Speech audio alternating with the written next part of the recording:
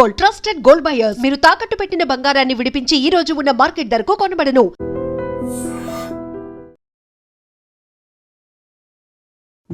తెలియని పరిస్థితి. రేవంత్ రెడ్డి గారిని నమ్మే పరిస్థితులు లేదు. బీజేపీలో తను కుమ్మక్కైనడినా కాబట్టి ఎప్పటికైనా ప్రమాదం అయినదో అని చెప్పేసి అందుకే ఎప్పుడు ప్రధానమంత్రిని కలిసి ఒక్కడు పోటీ చూడండి, డిప్యూటీ సీఎం తీసుకునే పోతాడు. మీరు ఎవరి మీద అయితే ఫైట్ చేస్తున్నారో, సీఎం రేవంత్ రెడ్డి కావచ్చు, ఇప్పుడున్నటువంటి కడియం శ్రీహరి గారు కావచ్చు, మీరందరూ ఒకే పార్టీలో ఉన్నవాళ్ళు. ఆ తర్వాత మళ్ళీ పార్టీ మారారు, ముగ్గురు పార్టీ మారిన వాళ్ళే. సో ఈ ఫైటింగ్ అనేది ఎట్లా అనిపిస్తుంది చూస్తున్నప్పుడు? పోయినా ఎప్పుడు కూడా ముఖ్యమంత్రి రేవంత్ రెడ్డి గారి పరిస్థితి ఎట్లా అయిపోయిందంటే ఎప్పుడు టెన్షన్గా కనపడుతున్నాడు ఆయన. ఎప్పుడైనా ముఖంలో నవ్వు చిరునవ్వు అంటే ఆయన ముఖంలో పోయిందనిపిస్తుంది. ఎప్పుడు ఆ ద్వేషము ఆ కోపము ఇంకెక్కువ అయిపోయిందేమో అనిపిస్తుంది. ట్యాపింగ్ ఏమవుతుంది అనుకుంటారు? అక్కడ పోలీసుల్ని అరెస్ట్ చేశారు. ఉన్నతాధికారులు ఎవరైతే ఉన్నారో they are not coming out, bail రావట్లేదు, వాళ్ళు బయట లేరు. ఆ తర్వాత టర్న్ అనేది మంత్రివర్గం, సీఎం వాళ్ళ మీదే అవుతోంది కదా ఇప్పుడు విచారణ అనేది. ఒకటి దీంట్లో సుప్రీంకోర్టు చాలా క్లియర్గా స్టేట్మెంట్ ఇచ్చింది. ప్రభాకర్ రావు గారు పెడితే మనకి ఇంటెలిజెన్స్ చీఫ్ ఉండను బెయిల్ ఇచ్చుకుంటూ స్టేట్మెంట్ ఇచ్చింది. అరే బాబు ఏం ఎవిడెన్స్ లేదు దీంట్లో, ఎన్ని రోజులు దీన్ని సాగదీస్తారు? భార్యాభర్తల మాటలను కూడా విన్నారు, వాళ్ళ సీక్రెట్గా ప్రైవేట్గా మాట్లాడుకునేవి కూడా విన్నంత పని లేని సీఎంగా కేసీఆర్ ఉన్నాడు. ఒకటి ఇప్పుడు రేవంత్ రెడ్డి ఏ భార్య వచ్చి చెప్పిందండి నీకు, ఏ భర్త వచ్చి చెప్పిండండి చెప్పు? మోసం చేయడము, అబద్ధాలు చెప్పడము ఇంకెన్ని రోజులు సాగుతుందని ఈరోజు అంటే టైం రావాలి, అంటే తోసుకోవడం.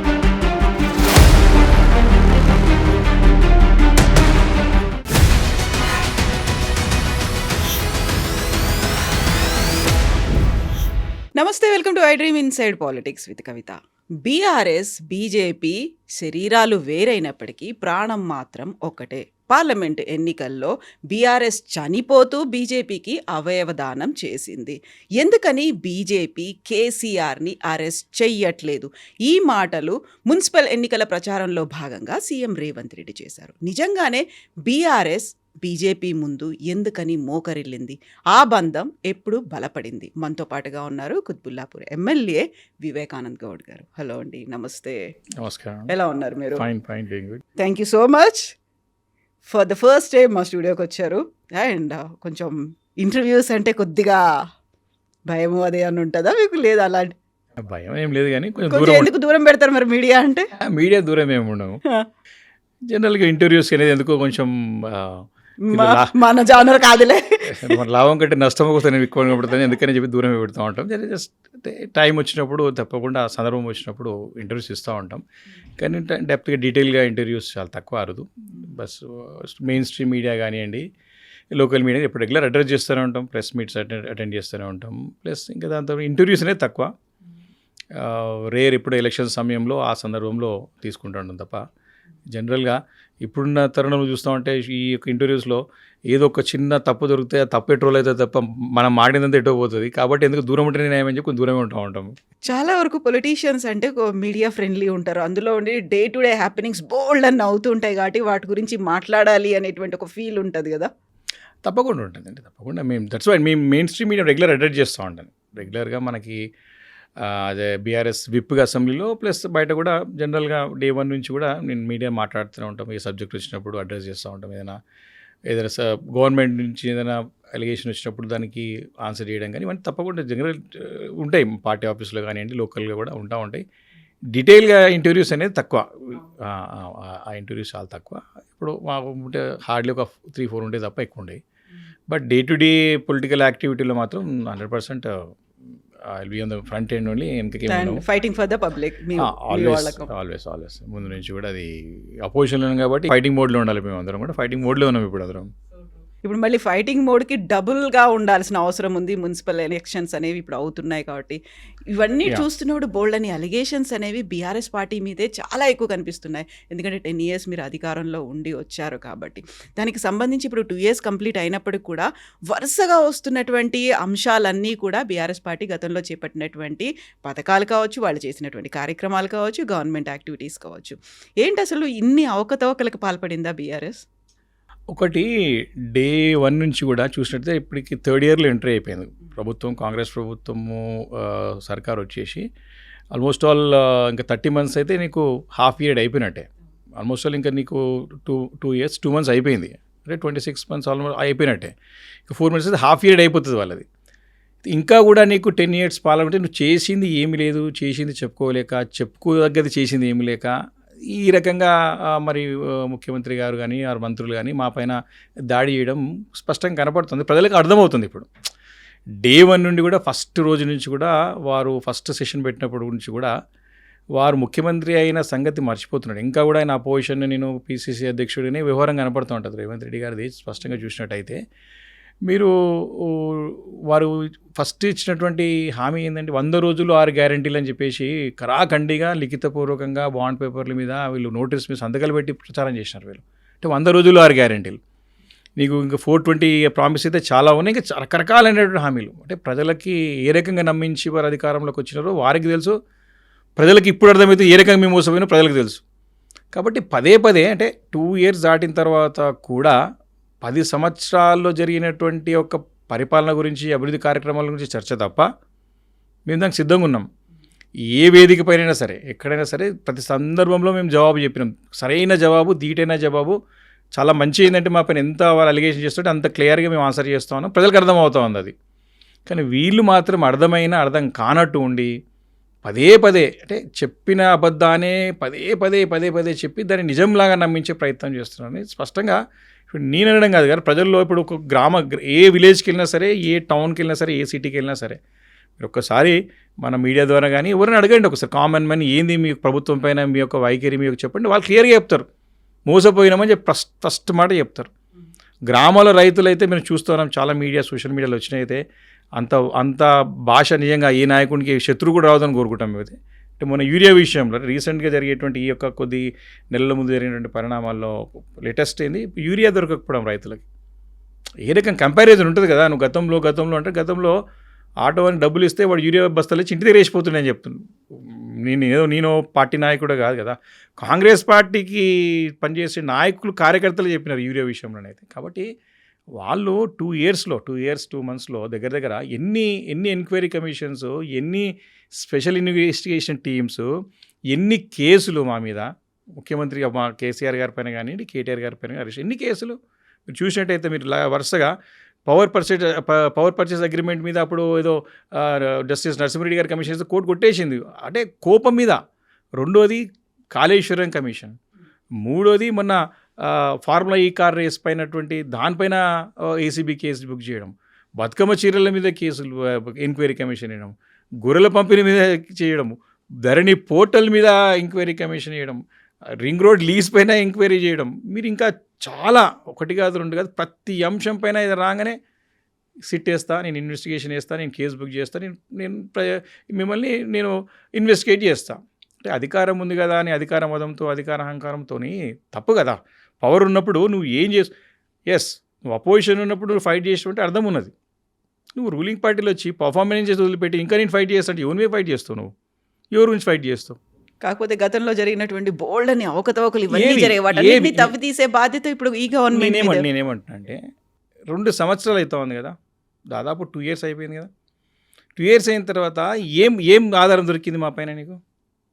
మా గతంలో 10 సంవత్సరాల ప్రభుత్వంలో కేసీఆర్ గారి నాయకత్వంలో దేశంలో నంబర్ 1 రాష్ట్రంగా ప్లస్ అన్ని రంగాలలో ఫలితాలు వచ్చినాయి. ప్రజల అనుభవంలో ఉంది అది.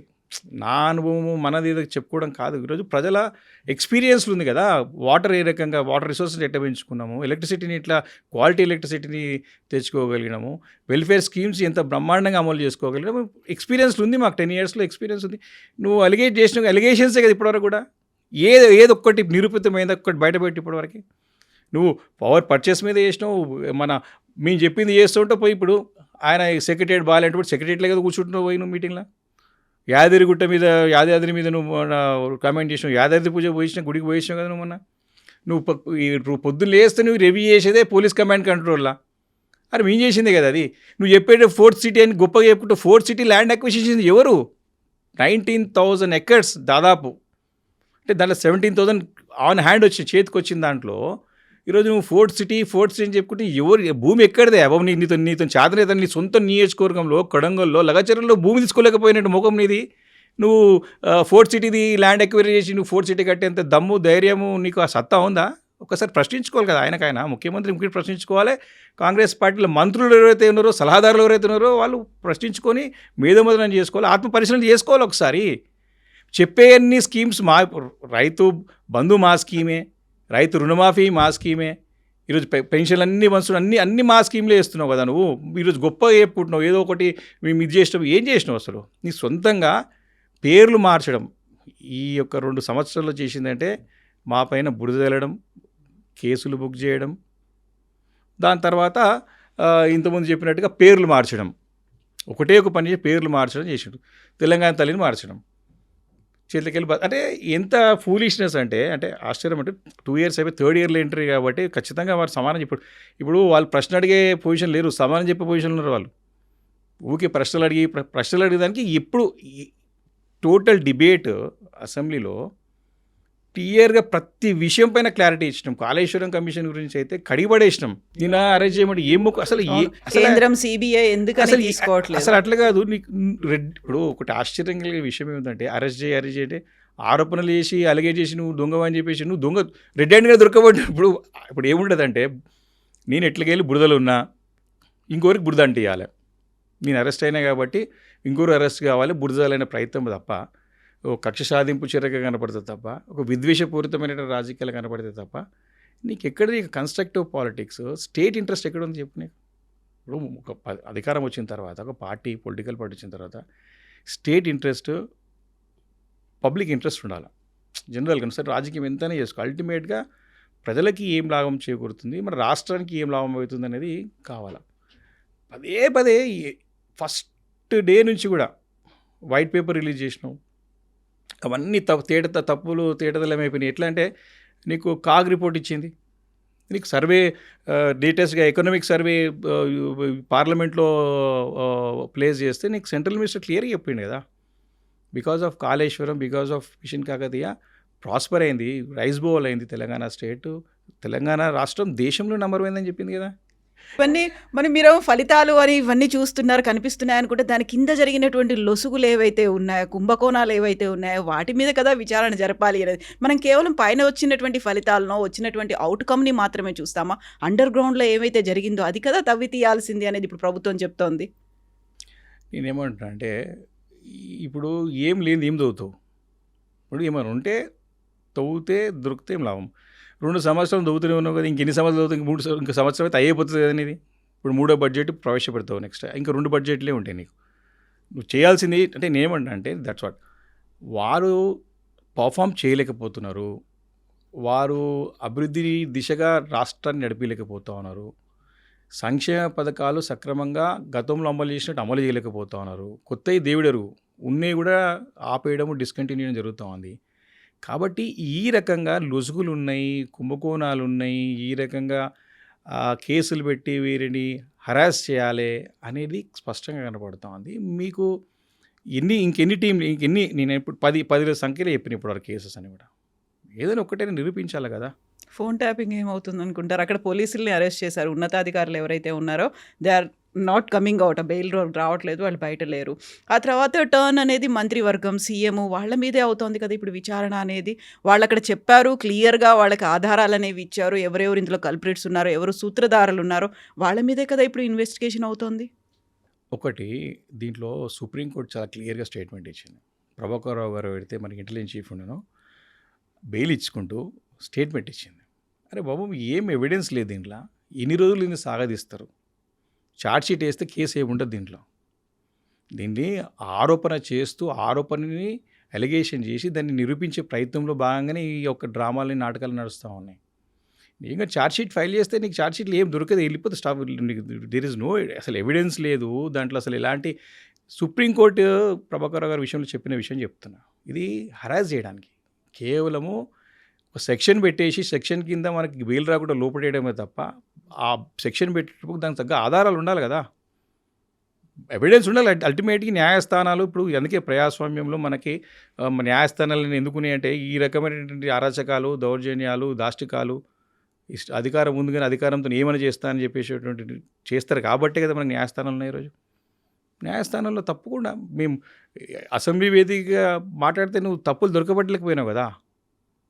చర్చ అయితే కాళేశ్వరం చర్చ అయింది కదా. ఏ ఒక్క పాయింట్ చెప్పిన అన్ని తప్పులే.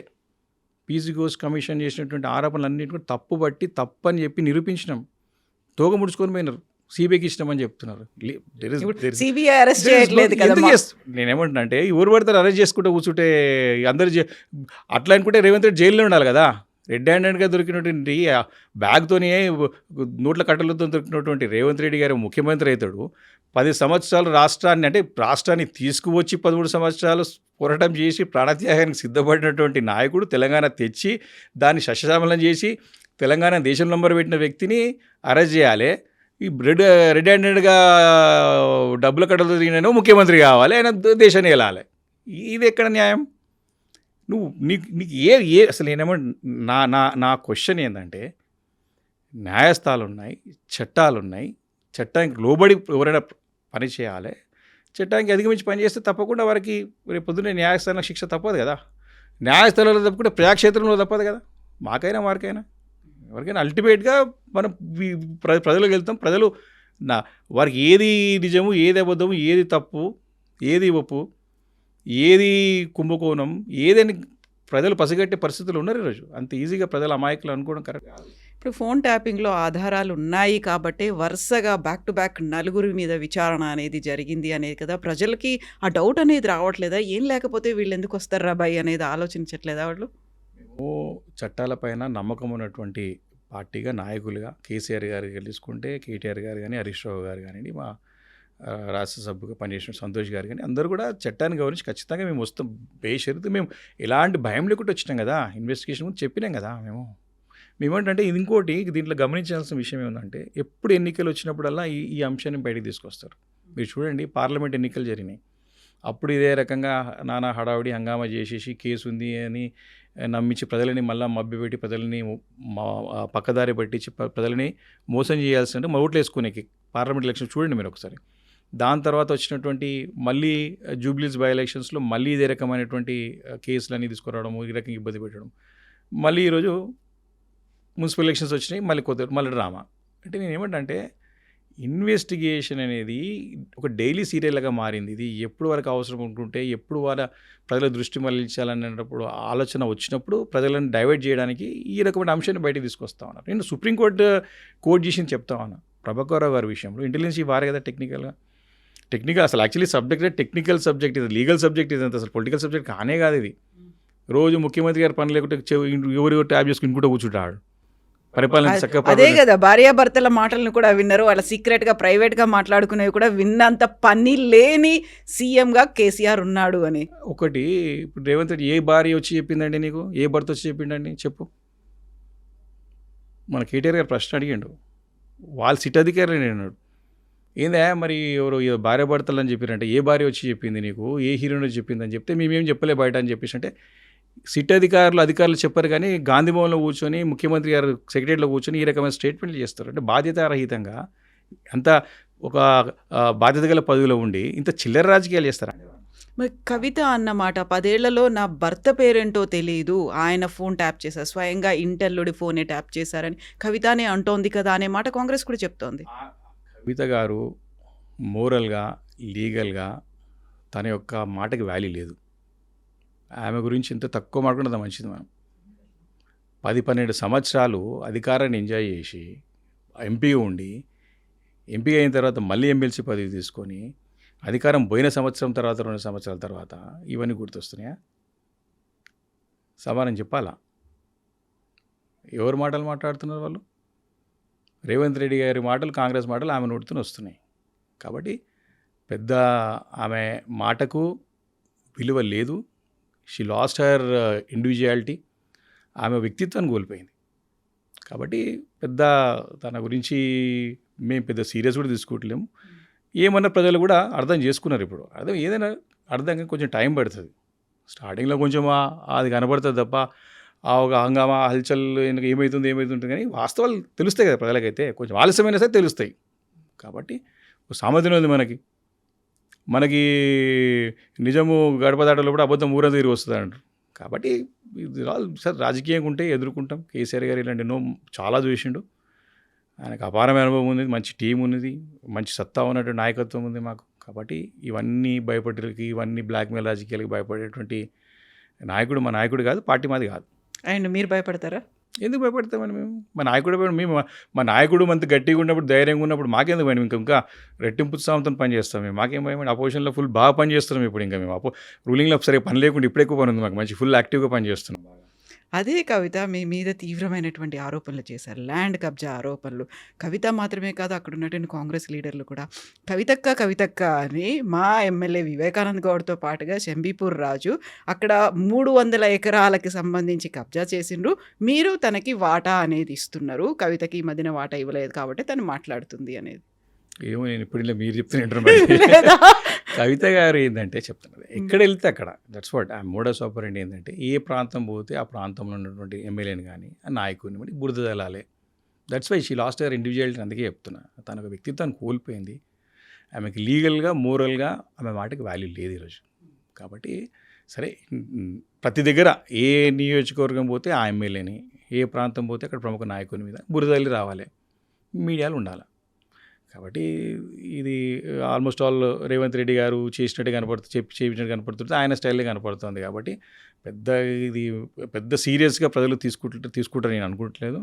మేము కూడా తీసుకోవాల్సిన అవసరం లేదని నేను అనుకుంటాను. ఇప్పుడు 300 ఎకరాలు హైదరాబాద్లో కుత్బుల్లాపూర్లో అంటే మోస్ట్ ప్రామిసింగ్ ప్లేస్ అనేది అవుతుంది. కాబట్టి ఒక 1000 ఎకరాలు ఉన్నాయా, 1000 కోట్లు ఉన్నాయా మీ దగ్గర? 1000 కోట్ల 300 ఎకరాలు ఇంటూ చూడండి, ఒక ఎకరానికి కనీసం 3 కోట్లు అట్లా పెట్టుకున్నా కానీ.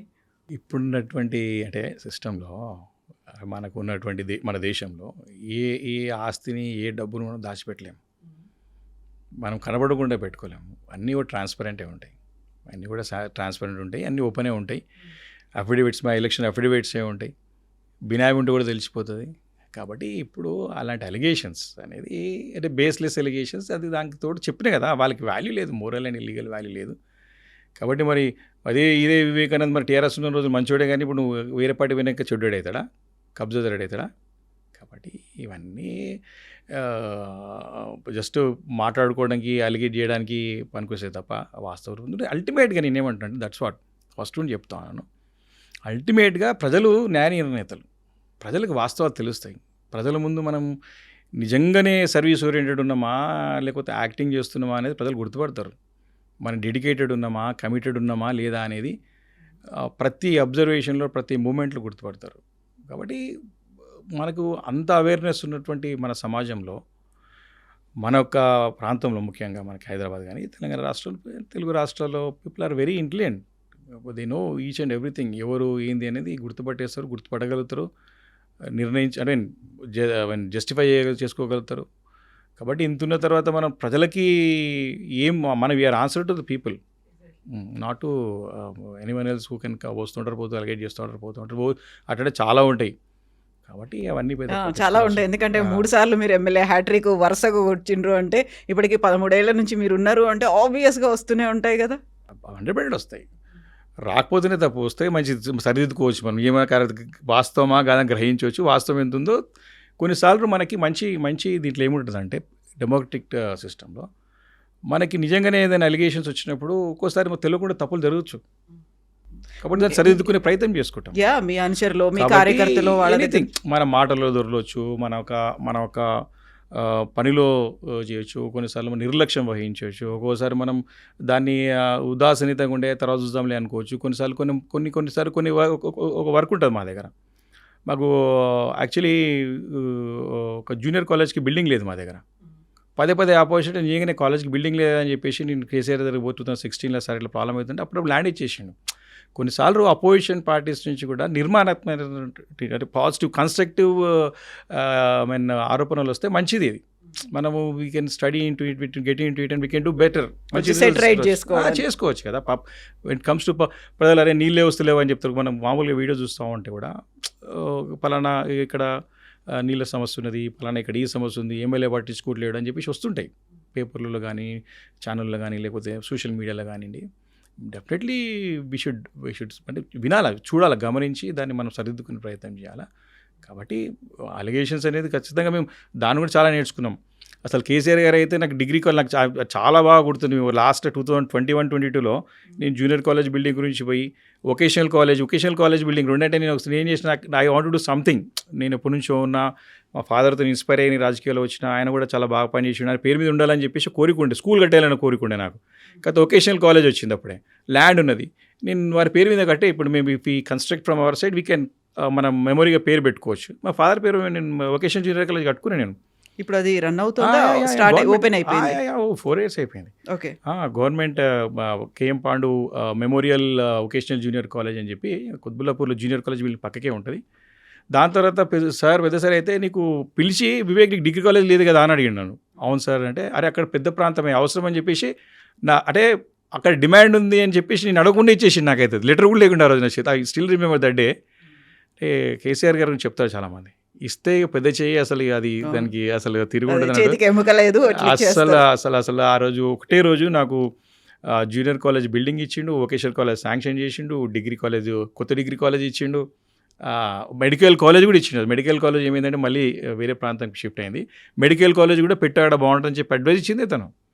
కాబట్టి అట్లా ప్రజలలో ఏం అవసరం ఉన్నది, ప్రజల నుంచి వచ్చే డిమాండ్స్, ప్రజల సమస్యలు, మన పైన వచ్చేటువంటి ఎలిగేషన్స్ అన్నీ కూడా మనం సీరియస్గా మనసు మీద తీసుకుంటే మనం పని చేయలేము. ఇక అది కూడా ఉన్నది. ఇప్పుడు మనం కేసీఆర్ కానీ కేటీఆర్ వస్తే మాకే బాగా అనిపిస్తుంది, ఇంత కష్టపడి పని చేస్తూ ఉంటారు, ఈ రకమైన ఎలిగేషన్స్ మేము దగ్గరికి వెళ్ళి చూస్తూ ఉంటాం. కాబట్టి బట్ ఏది తీసుకోవడం అల్టిమేట్గా ప్రజలకు పని చేసుకుంటే అల్టిమేట్ ప్రజలకు వీఆర్ ఆన్సరబుల్ టు పీపుల్ కాబట్టి వారికి సమానం చెప్పాల్సిన అవసరం ఉంటుంది. గుర్తుపెట్టుకుంటారు కదా వాళ్ళు మళ్ళీ 100%.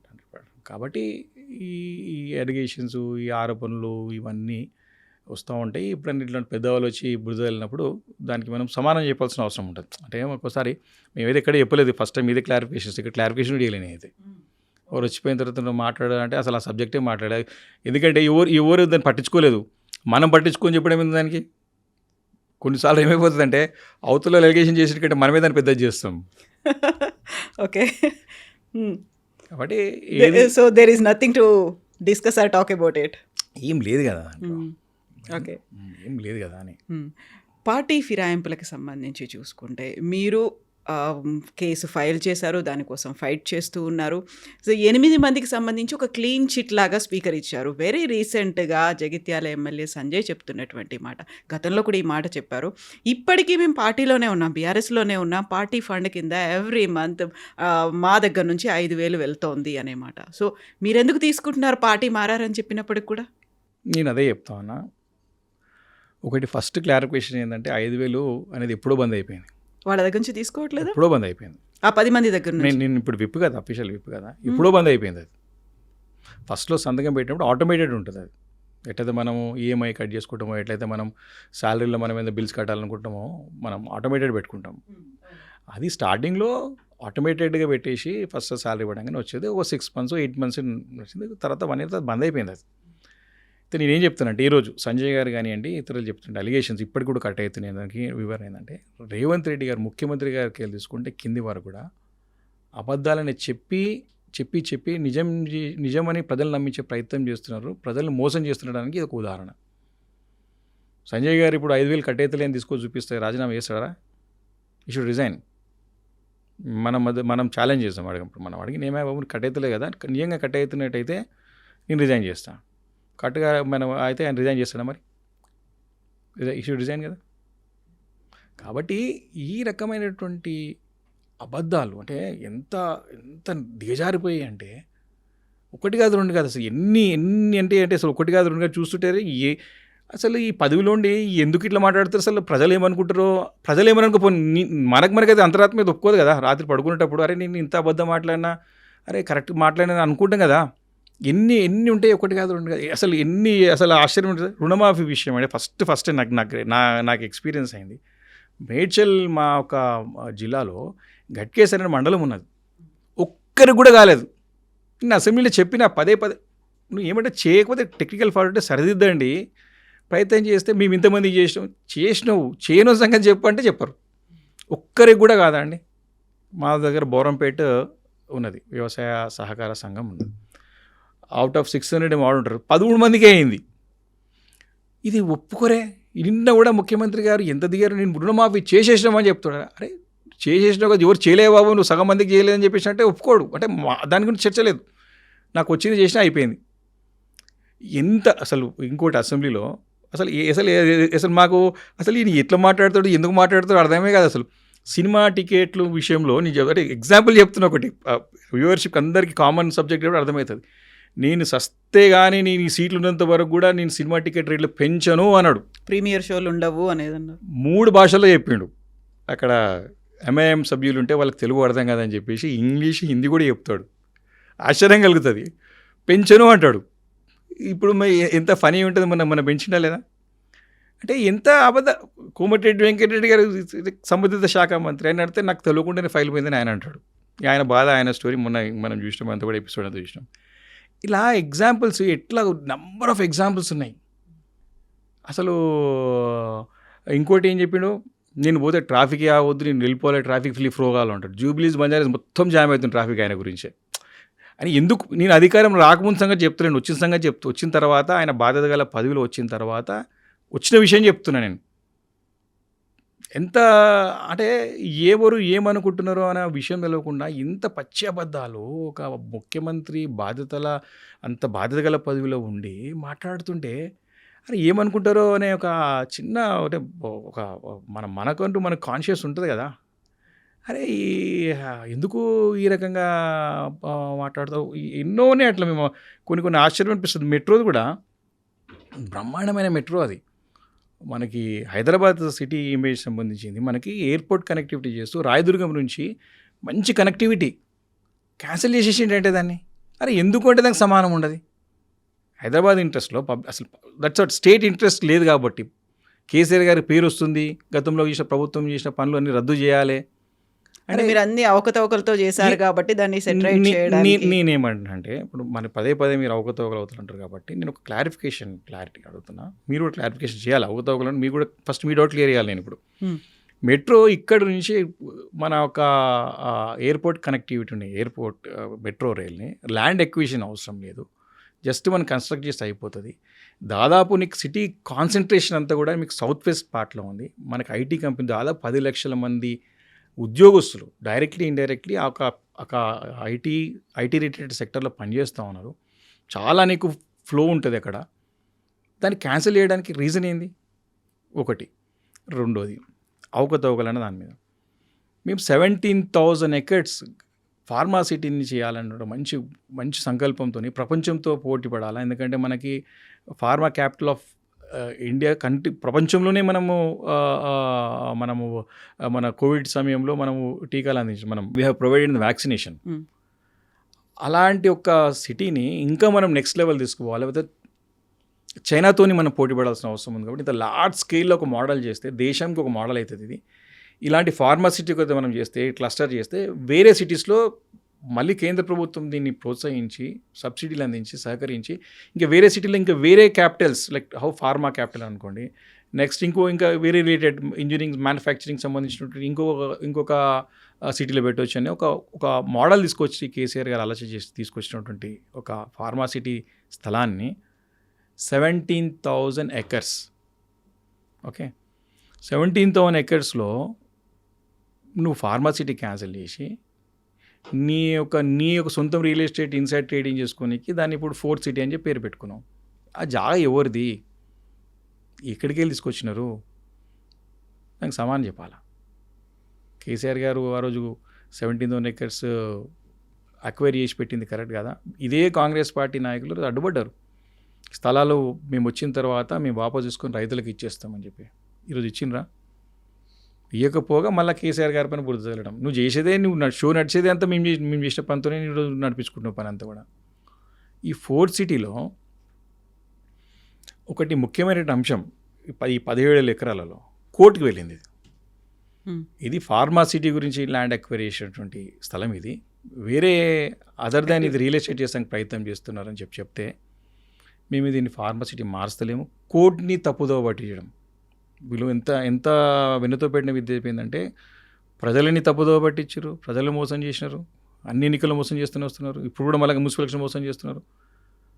మొన్న ఈ విషయంలో కూడా కోర్టులను కూడా తప్పుదో పట్టించి కోర్టులు కూడా మోసం చేస్తూ ఉన్నారు. కోర్టుకి చెప్తుంది మేము ఫార్మసిటీ క్యాన్సిల్ చేయలేదు, ఫార్మసిటీ ఉంది, గ్రీన్ ఫార్మా అని పేరు కొంచెం పక్కన పెట్టి మిగతాదంతా కూడా ఆయన రియల్ ఎస్టేట్ అది చేస్తా ఇది చేస్తా నేను కొడుకులో తీసుకొస్తా మొన్న పోయి మొత్తం మీద రేజింగ్ గ్లోబల్ సమ్మిట్ యువత టెంట్లు వేసి తీసేసారు అక్కడ. రైజింగ్ ఇక్కడ తెలంగాణ పెట్టినాం ఎక్కడ స్థలం అది, ఎవరు కూడా పెట్టిన స్థలం అది, ఎవరు అక్వైర్ చేసిన స్థలం అది. దానికి అంటే ఏమంటే ఆ ఒక్క గ్రాటిట్యూడ్ ఉండాలి కదా. సరే లేకపోయినా సరే గ్రాటిట్యూడ్ మా పనే లేకున్నా సరే స్టేట్ ఇంట్రెస్ట్ ఉండాలి కదా, అది లేదు నీకు. కాబట్టి నా పాయింట్ ఏంటంటే మోసం చేయడము, అబద్ధాలు చెప్పడము ఇంకెన్ని రోజులు సాగుతుందని ఈరోజు అంటే టైం రావాలి. అంటే మనకేంది అల్టిమేట్గా మనకున్న ప్రాసెస్, మనకున్న సిస్టంలో 5 సంవత్సరాలకు ఎన్నికలు జరగాల, ప్రజలు ఓటు ద్వారా ఆన్సర్ చెప్తారు. అల్టిమేట్గా మనము రాష్ట్రానికి ఏమైనా మంచి చేయాలా, మన ప్రజలకి మంచి చేయాలని ఒక భావన మన మనసులో ఉండాలి కదా అని నేను పదే నేను కదా మా పార్టీ తరపున అడుగుతూనే ఉంటాం.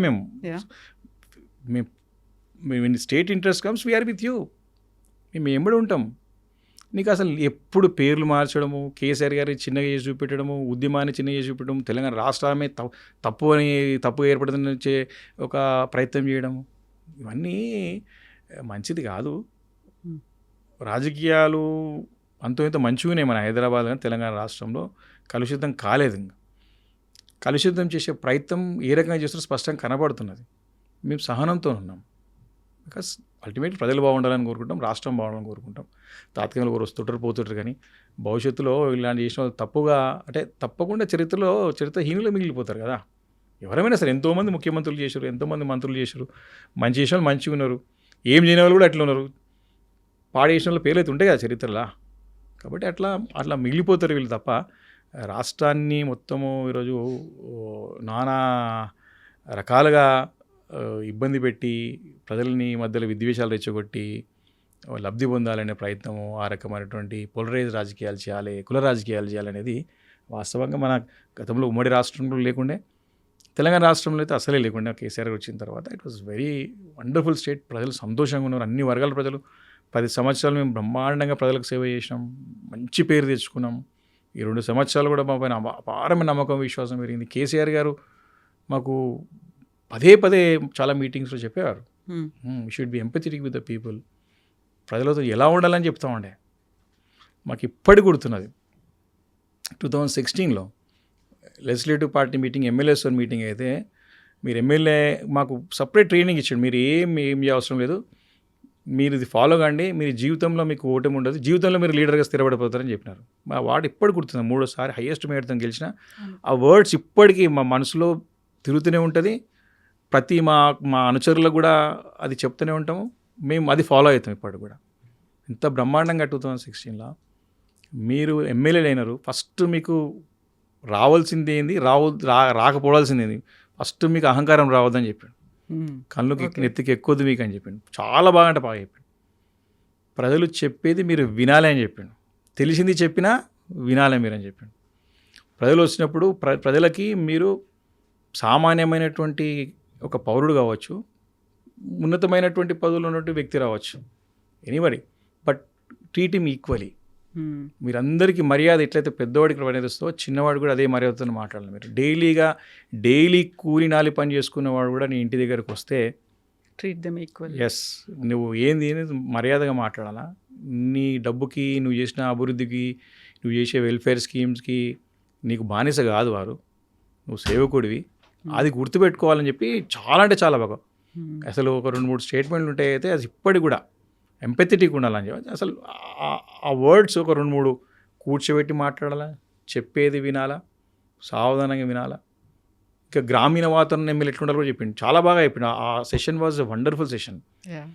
కాబట్టి వారు అభివృద్ధి నాకు వదిలిపెట్టండి, స్కీమ్స్ వదిలిపెట్టండి, మీరు చేసి పని చేయండి, ప్రజల్లో మంచిగా ఉండండి, అంతే. మీరు గౌరవంగా మర్యాదగా ఉండండి, ఆటోమేటిక్ మీ ప్రజలు మీకు వచ్చేస్తుంది. అల్టిమేట్గా అదే జరిగింది కదా, 2 సార్లు గెలిచింది దాని తర్వాత. కాబట్టి అంత మంచి నాయకుడు కేసీఆర్ గారు, అంత అంటే అపారమైన అనుభవం, ప్రజల యొక్క నాడి తెలిసినట్టు నాయకుడు. ఎమ్మెల్యేలు ఏ రకంగా దారి తప్పుతారు, ఏ రకంగా సైడ్ ట్రాక్ అవుతారు తెలిసినట్టు, ఎక్కడ తప్పులు జరుగుతాయో తెలుసు కదా దానికి.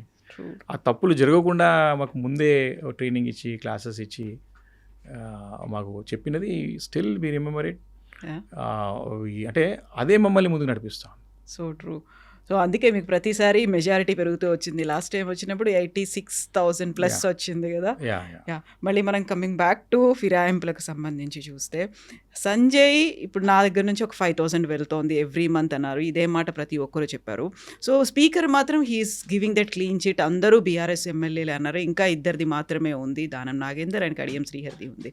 ఈ మున్సిపల్ ఎన్నికలకు సంబంధించి గద్వాల్ ఎమ్మెల్యే బండ్ల కృష్ణమోహన్ రెడ్డి కాంగ్రెస్ పార్టీ అభ్యర్థులను గెలిపించాలి అనేటువంటి ప్రచారం వాళ్ళ రథంలోనే ఉండి చేస్తూ ఉన్నప్పుడు టీపీసీసీ చీఫ్ ఒక మాట అన్నారు. అంటే నేను నా ఇంటర్వ్యూలో నేను అడిగినప్పుడు స్పీకర్ ఏమో అలా అన్నారు, బట్ ఆ ఎమ్మెల్యే మీతోనే కలిసి పనిచేస్తున్నారు, మీ క్యాండిడేట్నే గెలిపించమని చెప్తున్నారు అంటే వాళ్ళు మాతో అసోసియేట్ అయి ఉన్నారు అనేటువంటి ఒక మాట. మా పార్టీలో చేరలేదు, మా పార్టీ ఎమ్మెల్యేలు కాదు, కాకపోతే అక్కడున్నటువంటి వాళ్ళని గెలిపించుకోవడానికో లేకుంటే వాళ్ళ అభివృద్ధి కోసమో మాతో అసోసియేట్ అయి ఉన్నారు అనేది మీరు కన్విన్స్ అవుతారా దానికి? పిసిసి అధ్యక్షుడు గారు అంటే మన మహేష్ కుమార్ గౌడ్ గారు గతంలో కూడా చాలా సందర్భాల్లో వాళ్ళు మా పార్టీలో చేరని చెప్పి అధికారికంగా చేరని చెప్పి అఫీషియల్ రికార్డ్స్ ఉన్నాయి ఒకటి. రెండోది అసోసియేట్ అవి ఉండడం కూడా కోర్టులో తప్పకుండా వాళ్ళు అనర్హులుగా ప్రకటించబడేటువంటి పూర్తిగా ఆధారం అది. అది నాకు తెలిసి మాట్లాడిండా తెలియక మాట్లాడిండో మహేష్ కుమార్ గారు దానికి సమానం చెప్పాల్సిన అవసరం ఉంటుంది. ఒకటి, ఇప్పుడు స్పీకర్ గారు acting as a tribunal chief, speaker గారు when he comes to the tribunal ఆయన జడ్జి లాగా. దీంట్లో మొదటి నుంచి ఏంటంటే మేము చెప్తా ఉన్నాం, స్పీకర్ నిర్ణయంలో కోర్టులు జోక్యం చేసుకోరాదని చెప్పేసి రేవంత్ రెడ్డి గారు ముఖ్యమంత్రి గారు సభాసాక్షి అన్నాడు. కోర్టు ముట్టకాయలు వేసింది ఆయనకి. ఈ యొక్క జడ్జిమెంట్ని ఏదైతే ఇప్పుడు తీర్పు 8 మంది ఎమ్మెల్యేలు బీఆర్ఎస్ పార్టీలో ఉన్నారు, అర్హులుగా అంటే అనర్హులుగా ప్రకటించబడరు వాళ్ళకి, ఎందుకంటే పార్టీ మారలేదని చెప్పింది కదా జడ్జిమెంట్. ఓకే, ఆ జడ్జిమెంట్ ఏదైనా సరే నువ్వు ఏం తీసుకోడు తొందరగా తీసుకోమని చెప్పేసి మేము వాటిపై ప్రెజర్ పెంచినాం. మాకు తెలుసు ఎందుకని ఎట్లయినా ఆయన స్పీకర్ నిర్ణయం తీసుకోలేడు, ముఖ్యమంత్రి గారి యొక్క ప్రెజర్లో ఉంటాడు కాబట్టి ఆయన తప్పకుండా ఆయన చేయలేడు కాబట్టి తెలుసు మాకు అందరు కదా, ఓపెన్ సీక్రెట్ అది. కానీ ఆ decision can be reviewed in the courts. మళ్ళీ వెళ్తారా? పోతానికి కదా మాకు ఇక్కడ ఇక్కడ అవుతుందని మేము ఎప్పుడు అనుకోలేదు. మేము తప్పకుండా ఈ నిర్ణయం ప్రకటించడానికే కాలయాపన చేస్తూ ఉన్నారు, చేస్తూనే ఉన్నారు. ఇంకా కూడా ఈరోజు 6th, ఈరోజు కంటెంప్ట్ ఉంది కోర్టులో, సుప్రీంకోర్టులో 6th లోపల చేయమని చెప్పి ఇస్తే కూడా మళ్ళీ కూడా ఇప్పుడు కూడా నేను కడియం శ్రీహరి అంటే పిటిషనర్ నేనే, దాన్ని మళ్ళీ పోస్ట్పోన్ చేసినారు కావాలని చెప్పేసి. దానం నాగేందర్ గారిది, కడియం శ్రీహరిది. అంటే మేమంటే with in the limit 3 months లోపల August 1st ఇచ్చింది, 3 నెలల లోపల స్పీకర్ గారు ఈ 10 మంది సంబంధించిన నిర్ణయం తీసుకోవాలి. ఏం నిర్ణయం తీసుకోవాలో కోర్టు చెప్పలేదు. You take decision what all the evidences you gather. నీకు ఏదని అనిపిస్తున్నప్పుడు ఒక జడ్జికి ఒక ఆలోచన ఉంటుంది, నాకు ఇదే కరెక్ట్ అనిపిస్తుంది, నాకు ఇదే కనపడుతుంది, ఏం చేయలేం కదా దానికి మనం. వీ హావ్ హైయర్ ఉంటాయి కదా మనకి, పైన కోర్ట్స్ ఉంటాయి కదా. కాబట్టి ఆ 3 నెలలు చేయకుండా పోస్ట్పోన్ చేసుకుంటూ 6 నెలలు దాటేసింది ఇప్పటికి కూడా. కాబట్టి మహేష్ కుమార్ గౌడ్ గారికి తెలియాల్సిన విషయం ఏంటంటే కోర్టులు చాలా స్పష్టంగా గతంలో జడ్జిమెంట్స్ ఉన్నాయి. ఈ 10 మంది ఎమ్మెల్యేలని ఏమైపోయిందంటే పచ్చి బట్టబెట్టి ఏమంటారు గొంతు కోసినాడు రేవంత్ రెడ్డి గారు, నమ్మించి నేను చూసుకుంటలే మీకు అని చెప్పేసి. బయటకు వచ్చే అయితే పోయినకి అయితే 5 వస్తుంది పోతుంది మనకేమో బయటకు వెళ్ళిపోయాను. వీళ్ళు 10 మంది తెలియదు పాపం అది. కాబట్టి ఖచ్చితంగా ఈ కోర్టులలో వీళ్ళందరూ కూడా అనర్హులు ప్రకటించబడతారు. అటవ్ ఎవిడెన్స్ ఉన్నాయి కదా, అన్ని ప్రూఫ్స్ ఉన్నాయి, ఆధారాలు ఉన్నాయి. విషయం ఏంటంటే వాళ్ళకు విపత్కమైన పరిస్థితి అంటే పార్టీ మారి కూడా మేము మారలే అని చెప్పేసి ప్రజల్లో తిరుగుతామంటే వాళ్ళకు జోకర్లకు అయిపోయిన రోజు పరిస్థితి చాలా ఘోరమైపోయింది వాళ్ళది. ప్రజా కోర్టు ఎంతోమంది చెప్పినట్టు వీరు ఆశ ఉంటుంది, పీపుల్ మనం సమానం చెప్పుకోవాల్సిన సమయం ఉంటుంది ఎప్పుడు ఒకసారి. వాళ్ళు ఇప్పుడు ఏం సమానం చెప్తారు ప్రజల్లో? కాంగ్రెస్ పార్టీ అని చెప్తాడా, నేను బీఆర్ఎస్ పార్టీ అని చెప్తాడా, ఏమని చెప్పుకుంటాడు? కాబట్టి ఈ యొక్క పార్టీ ఫిరాయింపుల యొక్క అంశం తప్పకుండా న్యాయస్థానంలో ఒక జడ్జిమెంట్ రాబోతున్నది, వస్తుంది. గతంలో కూడా మహారాష్ట్రలో వచ్చింది, గతంలో హిమాచల్ ప్రదేశ్లో కూడా ఒకటి వచ్చింది అనుకుంటాను. మన రీసెంట్గా వెస్ట్ బెంగాల్లో కూడా వచ్చింది ఒకటి, హైకోర్టులో వచ్చింది, సుప్రీంకోర్టులో ఛాలెంజ్, సుప్రీంకోర్టులో వచ్చేస్తుంది. కాబట్టి కొంచెం ఎప్పుడు రేపా ఎల్లుండి అనేది కొంచెం క్లారిటీ రావాలి. బట్ మోస్ట్ ప్రాబ్లీ ఈ ఇయర్ 2026లో ఈ సబ్జెక్ట్కి 26 కూడా పడకుండా వచ్చినారు కాబట్టి ఇంకా 6 monthsలో ఫుల్ స్టాప్ పడిపోతుంది. They are very serious. Supreme court is very serious about the subject. రాజకీయంగా బోల్డ్ అంతా అంటే పార్టీ ఫిరాయింపులు అంటే ఐరానికల్లీ అంటారా ఏంటి అనేది మీ మీద కూడా విపరీతమైనటువంటి అంటే మీరే పార్టీ మారొచ్చిండ్రు, అలాంటి వాళ్ళు మీరే వన్ ఆఫ్ ద పిటిషనర్ అయ్యిండ్రు, ఎట్లా కుదురుతుంది అసలు? గతంలో బీఆర్ఎస్ తీసుకోలేదా అసలు? వాళ్ళకి ప్రతిపక్ష హోదా కూడా లేకుండా చేసింది, అక్కడ ఆఫీసులు లేకుండా చేసింది. ఎంతమంది కాంగ్రెస్ ఎమ్మెల్యేలను తీసుకున్నారు అనే మాట. మంచి ప్రశ్న ఇది, క్లారిటీ రావాలి. పార్టీ మారినాక నేను మారినని చెప్పుకోవాలి కదా. నేను ఆ రోజు తెలుగుదేశంలో గెలిచిన ఆ రోజు ప్రత్యేకమైన పరిస్థితులు, సార్ ఇట్లుంది మేము పరిమితం పోవాల్సి వస్తుందని చెప్పినాం. మేము బీఆర్ఎస్ పార్టీని చెప్పుకున్నాం, మరి కానీ బీఆర్ఎస్ పార్టీలో వచ్చిన తర్వాత ఇంకా తెలుగుదేశం పార్టీని చెప్పలే కదా. నువ్వు బీఆర్ఎస్ పార్టీలో గెలిచి కాంగ్రెస్ పార్టీలో చేరి నువ్వు కాంగ్రెస్ పార్టీ చేరినని చెప్పుకుంటానికి భయం ఎందుకు మరి నీకు? ఇంకా బీఆర్ఎస్లో ఉండడం అనేది నేను దట్స్ వేర్ ది పాయింట్. నువ్వు బీఆర్ఎస్ పార్టీలోనే చెప్పుకోవడమే ఆశ్చర్యం కలుగుతుంది అంటారు నేను. కాబట్టి నిజంగానే ఆ రోజు ఛాలెంజ్ చేసేది ఉండే, కాంగ్రెస్ పార్టీ ఫైట్ చేసి ఉండే. ఆ రోజు మీకు దమ్ము లేకుంటే ఏం చేస్తాం? మా దమ్ముంది, ఈరోజు న్యాయస్థానంలో పోరాటం చేసే దమ్ము ఉంది, ప్రజల్లో పోరాటం చేసే దమ్ము ఉంది, మీరు తప్పు చేసిన చేసే ఒక దమ్ము ఉంది మా దగ్గర. మీ రోజు దమ్ము లేదు కదా మీ దగ్గర, ఎందుకంటే మీరు ఎవరు లేరు కదా ఆ రోజు మీ దగ్గర. మీకు మీరే లేరు కదా, మీరు బయటికి వెళ్ళి తెచ్చుకునే నాయకుడిని పెట్టుకున్నారు కదా మీరోజు. కాబట్టి అప్పుడున్నటువంటి ప్రత్యేకమైన పరిస్థితుల్లో, ఇప్పుడున్న ప్రత్యేకమైన పరిస్థితుల్లో ప్రజలకి నిజంగా ఏదైనా ఉపయోగపడుతుందా, ఆ రాష్ట్ర ఆ ఒక ప్రాంతానికి నిజంగా లాభం అవుతుందా అన్న దానిపైన బేరీజ్ వేసుకుంటే తప్పకుండా ప్రజలు ultimately people will decide.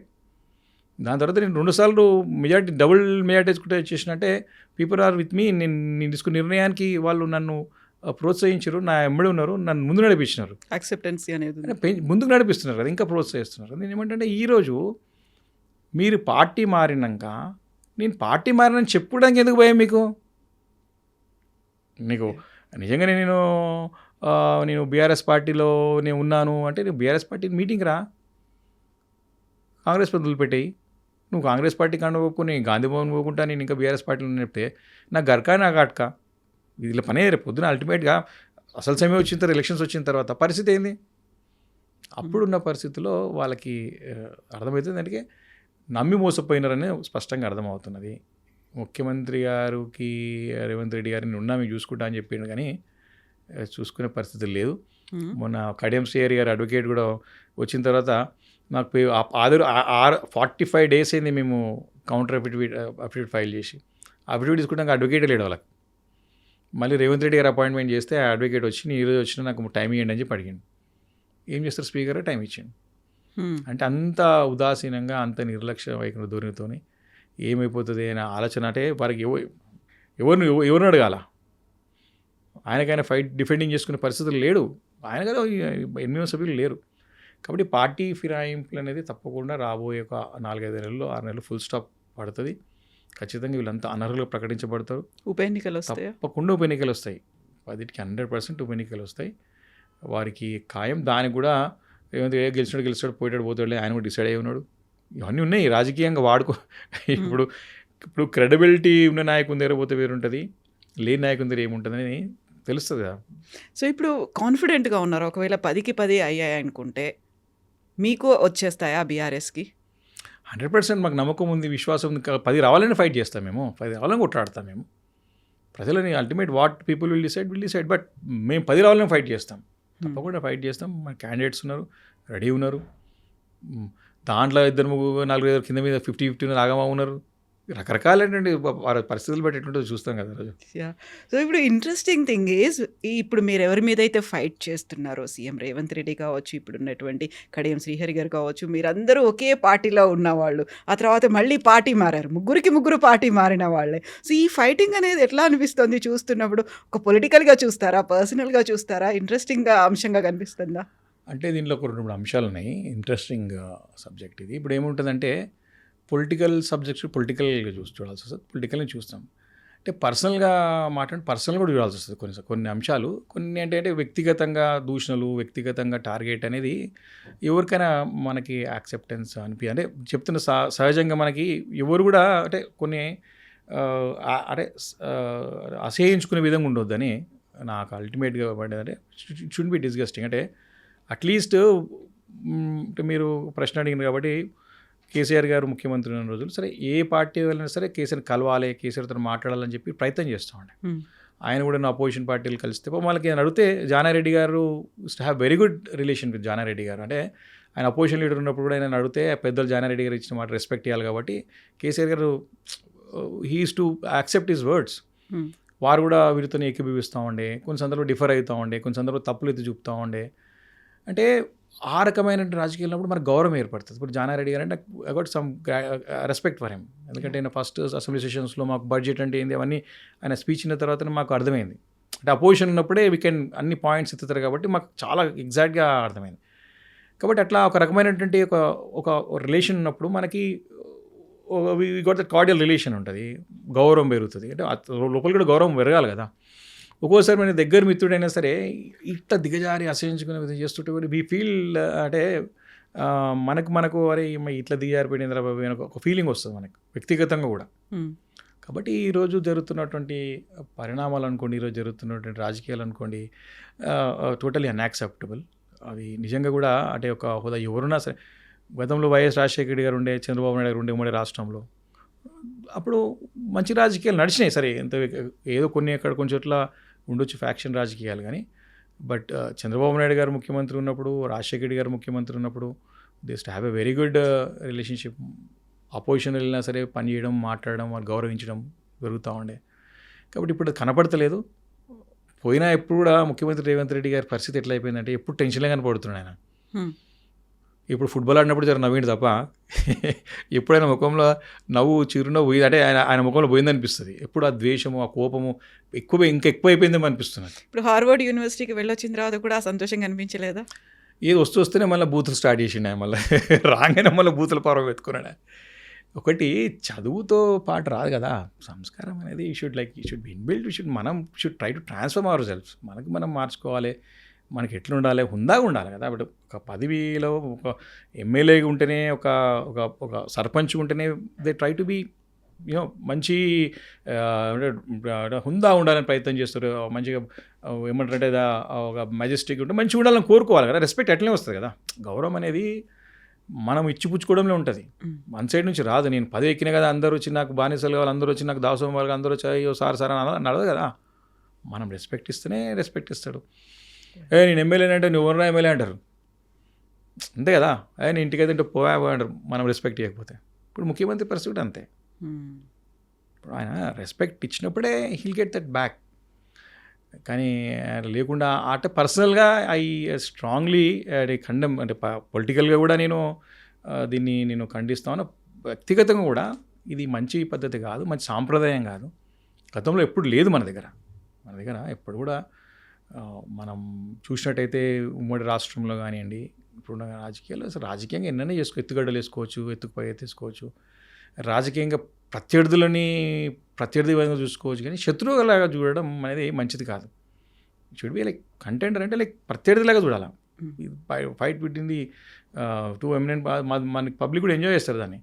But ఎప్పుడైతే నువ్వు శత్రుత్వం పెంచుకొని నువ్వు ఆ రకంగా చేసినావు అనుకో, రాజకీయాలకు అనర్హుడు ఉండవు, పనికిరావు, ప్రజలకి ఉపయోగం ఉండదు. అది నీ స్టేట్ ఇంట్రెస్ట్ వదిలిపెట్టి, పబ్లిక్ ఇంట్రెస్ట్ వదిలిపెట్టి, పర్సనల్ టార్గెట్గా పోయినప్పుడు నువ్వు ఆలోచనతోనే పోతావు. ఇంకోటి నాకు చాలా ఫనీ అనిపిస్తుంది, ముఖ్యమంత్రి గారు నిజంగా అది ఎందుకు ఇంగ్లీష్ మాట్లాడాలంటే ద్వేషం ఎందుకు అర్థం కాదు ఇప్పుడు కూడా నాకు. సహజంగా చిన్నపిల్ల ఎల్కేజీ నుంచి కూడా మనం తెలుగు మీడియంలో కూడా మనం ఇంగ్లీష్ ఇంట్రడ్యూస్ చేసినాం. నాకు ఒకటి ఏమనిపిస్తుంది, కేటీఆర్ గారి కోపం మీద ఇంగ్లీష్ మాటలు అందరి మీద కోపం పెంచుకోవడం అనిపిస్తుంది నాకు. ఎంత తప్పది. ఆయన మన ఉస్మాన్ యూనివర్సిటీలో మాట్లాడినాడు. అరే ఎంత దిగజారి మాట్లాడినంటే that's where we have to differ. అలాంటి పరిస్థితుల్లో ప్రతి ఒక్కరు బుద్ధిజీవులు అందరూ డిఫర్ కావాలి. అరే ఇది ఇంగ్లీష్ ఇప్పుడు మన వీఆర్ అండర్ బ్రిటిషర్స్ రూల్. సరే మన నిజాంలో ఉన్న తర్వాత మన బ్రిటిష్ ఇన్ఫ్లుయెన్స్ మన పైన ఉంది. మనం సరే ఇంగ్లీష్ నేర్చుకున్నాం కాబట్టి ప్రపంచవ్యాప్తంగా రాణించగలుగుతా ఉన్నాం. అరే ఇంగ్లీష్ అనేది కామన్ మీడియం, సరే మనం కమ్యూనికేట్ చేసుకోవడానికే తప్ప అదే మనం జీవితం అంటే అదే నేను గొప్ప అంటలేడు కదా. ఇంగ్లీష్ మాటలు అందరి మీద ద్వేషం పెంచుకున్నాడు. మీరు ఇంకొకటి కూడా ఇంకా ప్రమాదమైనటువంటి విషయం ఏంటంటే పదే చాలా సందర్భాల్లో చూసినాం, ఏ రాజకీయ నాయకుడు కూడా ఉండాల్సిన లక్ష్యం కాదు అది, ఉండొద్దు కూడా. అసలు వచ్చినా కూడా దాన్ని మనసులోకి వెళ్ళి తీసేయాలి. వారు పదే జాతి అని మాట్లాడుతుంటారు. మొన్న కూడా మాట్లాడినారు. ఇప్పుడు నీకు ఒక కులానికి పరిమితం చేసి ఆ కులాన్ని తిట్టే ప్రయత్నం చేసుకుంటూ ఏమి సందేశం ఇస్తున్నావు నువ్వు ఈ సమాజానికి? ఒక బాధ్యత గల పదవిలో ఉండే ఒక నాయకుడు ఒక కులాన్ని టార్గెట్ చేసుకుంటూ ఆ ఒక జాతిని తిట్టుకుంటూ ఎన్ని అనరాని మాటలు ఇప్పుడు కాదు ఒక్కసారి 2 సార్లు పదే చాలా సందర్భాలు చాలా అంటే చాలా ఇది హైలీ అన్యాక్సెప్టబుల్. ఇది పూర్తిగా అంటే పూర్తిగా అసలు దానికి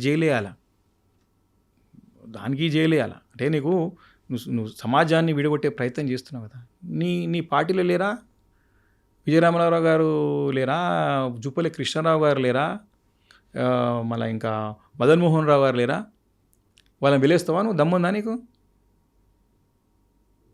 వాళ్ళు కూడా ఎట్లా యాక్సెప్ట్ చేసిన అర్థమవుతుంది నాకు. కాంగ్రెస్ పార్టీలో ఉన్నటువంటి కమ్యూనిటీ ఎమ్మెల్యేస్ ఎవరుతున్నారో, వెలుమ కమ్యూనిటీ ఎమ్మెల్యేస్ ఉన్నారో వాళ్ళు పోయి ముఖ్యమంత్రిని క్లాస్ తీసుకోవాలా, మారమని చెప్పాలా, చెప్పే పద్ధతులు చెప్పాలా.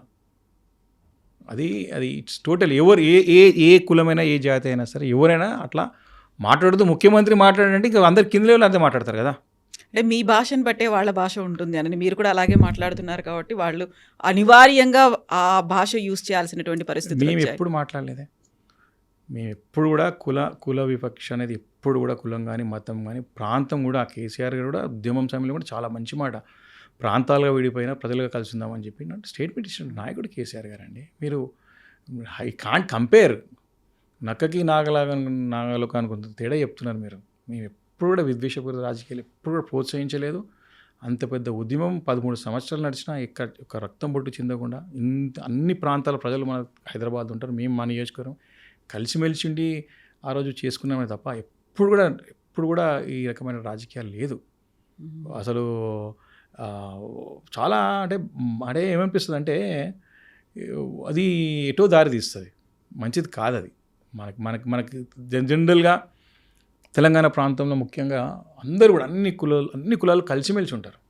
ఎవరు ఏదో నీకు దళిత వర్గాన్ని కానివ్వండి, వెనుకబడిన తరగతి వారు కానివ్వండి, మన ఒక దళిత గిరిజనులు కానివ్వండి, అందరూ కూడా ఒక రిలేషన్స్ ఉంటాయి.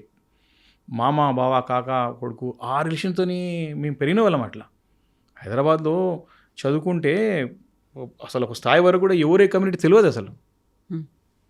అంత తెలంగాణ సమాజం అంతా అట్లే ఉంటుంది, గ్రామీణ వాతావరణం కూడా అదే రకంగా ఉంటుంది. ఈరోజు ముఖ్యమంత్రి గారు అంత ఆ రకంగా మాట్లాడడం అనేది చాలా అంటే చాలా బాధ కలిగిస్తుంది. అది ఏంటంటే ఒకరిని అంటే అందరిని అన్నట్టే కదా. రేపు నిన్ను వచ్చేటప్పుడు నన్ను అనొచ్చు అంటే నీ మనసులో ఒక ఫ్యూడలిస్టిక్ మెంటాలిటీ ఉన్నదే కదా నీకు, నీ ఒక ధోరణి ఉన్నట్టే కదా నీకు. కాబట్టి ఇవన్నీ ప్రాక్టీసెస్ ఇవన్నీ కూడా రాష్ట్రంలో తీసుకురావాలని ప్రయత్నం అంటే తీసుకురావాలని ప్రయత్నంలో భాగంగానే ఇవన్నీ కనపడుతుంది. అల్టిమేట్గా ఏమైపోతుందంటే ఎమోషన్స్ వచ్చినప్పుడు మేజర్ ఫ్యాక్టర్స్ పక్కకి వెళ్ళిపోతాయి. కాబట్టి ఆ ప్రయత్నం జరుగుతుంది కనపడుతుంది. మేము చాలా చెప్పినట్టు ఇంతకుముందు ఓపికతోని, సహనంతోని, చాలా అంటే ప్రజల ఇంట్రెస్ట్తోని, స్టేట్ ఇంట్రెస్ట్తోని ముందుకు పోతా ఉన్నాం. ప్రజలు ఖచ్చితంగా ఒక యాక్సెప్టెన్స్ గతంలో ఉన్నది కదా, కొత్తగా వచ్చేది ఏమి ప్రూవ్ చేసుకునే అవసరం లేదు. మేము ఆల్రెడీ ప్రూవ్డ్. ప్రజలకి మేము ఏం చేయగలుగుతామో మా సత్తా అయిందనేది కేసీఆర్ గారు నిరూపించుకోగలిగినాడు. ఆయన తెలంగాణ తీసుకురావడంలో కూడా how we can get the statehood అనేది ఎట్లా ఒక్కడిగా బయలుదేరి ఏ రకంగా 13 సంవత్సరాలు ఉద్యమాన్ని చేపట్టి తెలంగాణ ఎట్లా తీసుకురావడం చూపెట్టిండు. 10 సంవత్సరాలు సుపరిపాలన అందించేసి ఏ రకంగా జనరంజక పాలన అందించవచ్చు, ఏ రకంగా ప్రజలు మనల్ని పొందవచ్చు, ఏ రకంగా ప్రజల గుండెలో స్థానం సంపాదించుకొని నిరూపించుకున్నాడు ఆయన. ఇప్పటికి ప్రజలు అన్నాడు ఆయన ఏదో మేము హార్డ్లీ మేమేం పెద్ద దాంతో ఓడిపోలేదు. మాకు దగ్గర 39-40 సీట్లు వచ్చినాయి మాకు. కేసీఆర్ గారు అంటే కూడా ఎక్కడ కూడా ఊళ్ళో అరే కేసీఆర్ గారు అంటే మాకు అభిమానమే, గౌరవమే. మాకు లోకల్గా కొంచెం ఇబ్బంది వచ్చి ప్రాబ్లం అయింది, ఒకరిద్దరు ఎమ్మెల్యేతో ప్రాబ్లం అయింది, కొంచెం జాగాల ప్రామిస్ ఎక్కువ చేసిండు ఆయన, మరి ఇస్తాడని ఆశపడి పోయినాం. ఇవన్నీ ప్రజాస్వామ్యంలో సహజం. ఇంపాక్ట్ చూపించినాయి. నేనేమంటే తప్పు కాదంట, ఓకే. అంత మాత్రాన మేము తప్పు చేయగానే మేము ఏదో దొంగలు లేక పనికిరా మొత్తం ఏదో దోచుకుపోయిన ఊరు ఇక్కడ దోచుకుపోతారు. ఇప్పుడు మళ్ళీ జిహెచ్ఎంసీ ఎలక్షన్స్ అనేవి ఉంటాయి అనేది, ఎనీ టైం ఒక షెడ్యూల్ అనేది వస్తుంది అనేది. జిహెచ్ఎంసీని 3 కార్పొరేషన్లుగా డివైడ్ చేస్తున్నారు. What do you think? మీకు కుత్బుల్లాపూర్ ఎట్లుంటుంది, ఎక్కడికి పోతుంది, ఎవరెవరితో మెర్జ్ అవుతుంది అని అనుకుంటున్నారు? ఈరోజు మళ్ళీ ఒక వాడ చెప్పాలంటే మాకు కూడా అన్ని ఆపోజిషన్ అన్ని నేర్చుకోవాల్సింది. పిచ్చోని చేతిలో ఇప్పుడు అనాలనిపిస్తలే కానీ ఏమి పరిస్థితి వచ్చింది కూడా చెప్పాల్సి వస్తుంది. హైదరాబాద్ కానీ తెలంగాణ రాష్ట్రం కానీ పిచ్చోని చేతిలో రాయలేక అయిపోయింది. అడు ఎక్కడి ఊరు కొడతారో ఏం పుడతారో అర్థం కాదు. ఏదో ఈ విషయం కూడా, హైదరాబాద్ విషయం కూడా ఈరోజు జిహెచ్ఎంసీని ఔటర్ రింగ్ రోడ్ వరకు విస్తరింపజేస్తూ ఒక జీవో తీసుకొచ్చాను. మీరు ప్రాసెస్ చూడండి ఒకసారి. నాకు నేను దగ్గర హైదరాబాద్లో నేను రిప్రజెంటేషన్ ఉన్నది కాబట్టి చాలా సందర్భంలో మాట్లాడిన కాబట్టి ఈ విషయాలు చెప్తాను మీకు. వారు 21 నవంబర్కి మేము హైదరాబాద్ జిహెచ్ఎంసీ లిమిట్ని ఓఆర్ఆర్ వరకు చేస్తాము అని చెప్పేసి ఒక జీవో ఇస్తారండి, ఒక మెమో ఇస్తారు 21 నవంబర్కి. ఇమీడియట్గా మేము దాన్ని అపోజ్ చేస్తాం. అరే ఇది కరెక్ట్ కాదు, ఆల్ పార్టీ మీటింగ్ పెట్టు, అందరూ ఒక తీసుకో, 27 మున్సిపాలిటీలు దగ్గర అన్నింటినీ విలీనం చేస్తూ ఉంటాడు. అంటే కరెక్ట్ కాదు, 20 మున్సిపాలిటీస్ 7 కార్పొరేషన్స్ ఐ థింక్. కాబట్టి వద్దు అని చెప్పేసి మేము ఆల్రెడీ దీన్ని అపోజ్ చేసినాం. 3 డిసెంబర్ 21 నవంబర్కి మెమో ఇస్తూ ఏం చేస్తారంటే స్టడీ చేయండి అని చెప్పి జిహెచ్ఎంసీకి గవర్నమెంట్ నుంచి మెమో వస్తుంది.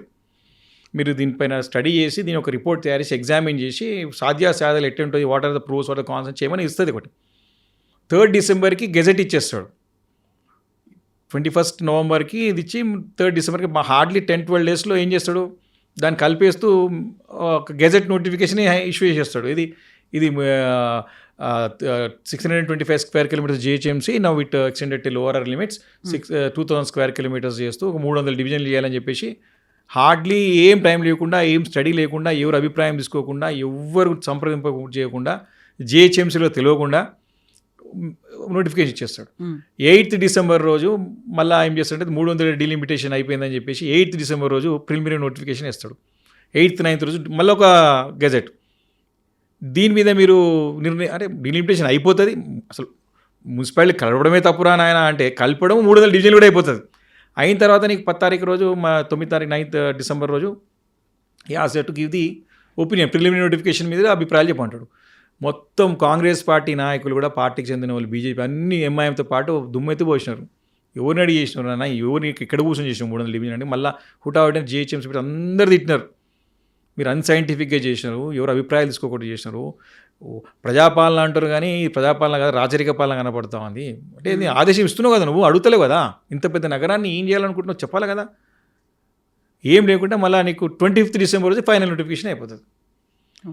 ఇది జిహెచ్ఎంసీని ఔటర్ రింగ్ రోడ్ వరకు పెంచుతూ ఒక ఫైనల్ నోటిఫికేషన్ 300 డివిజన్తో బౌండరీస్తో పాటు ఫైనల్ నోటిఫికేషన్ 25th డిసెంబర్. ఎన్ని రోజులు అయిపోయింది ప్రాసెస్ అంతా?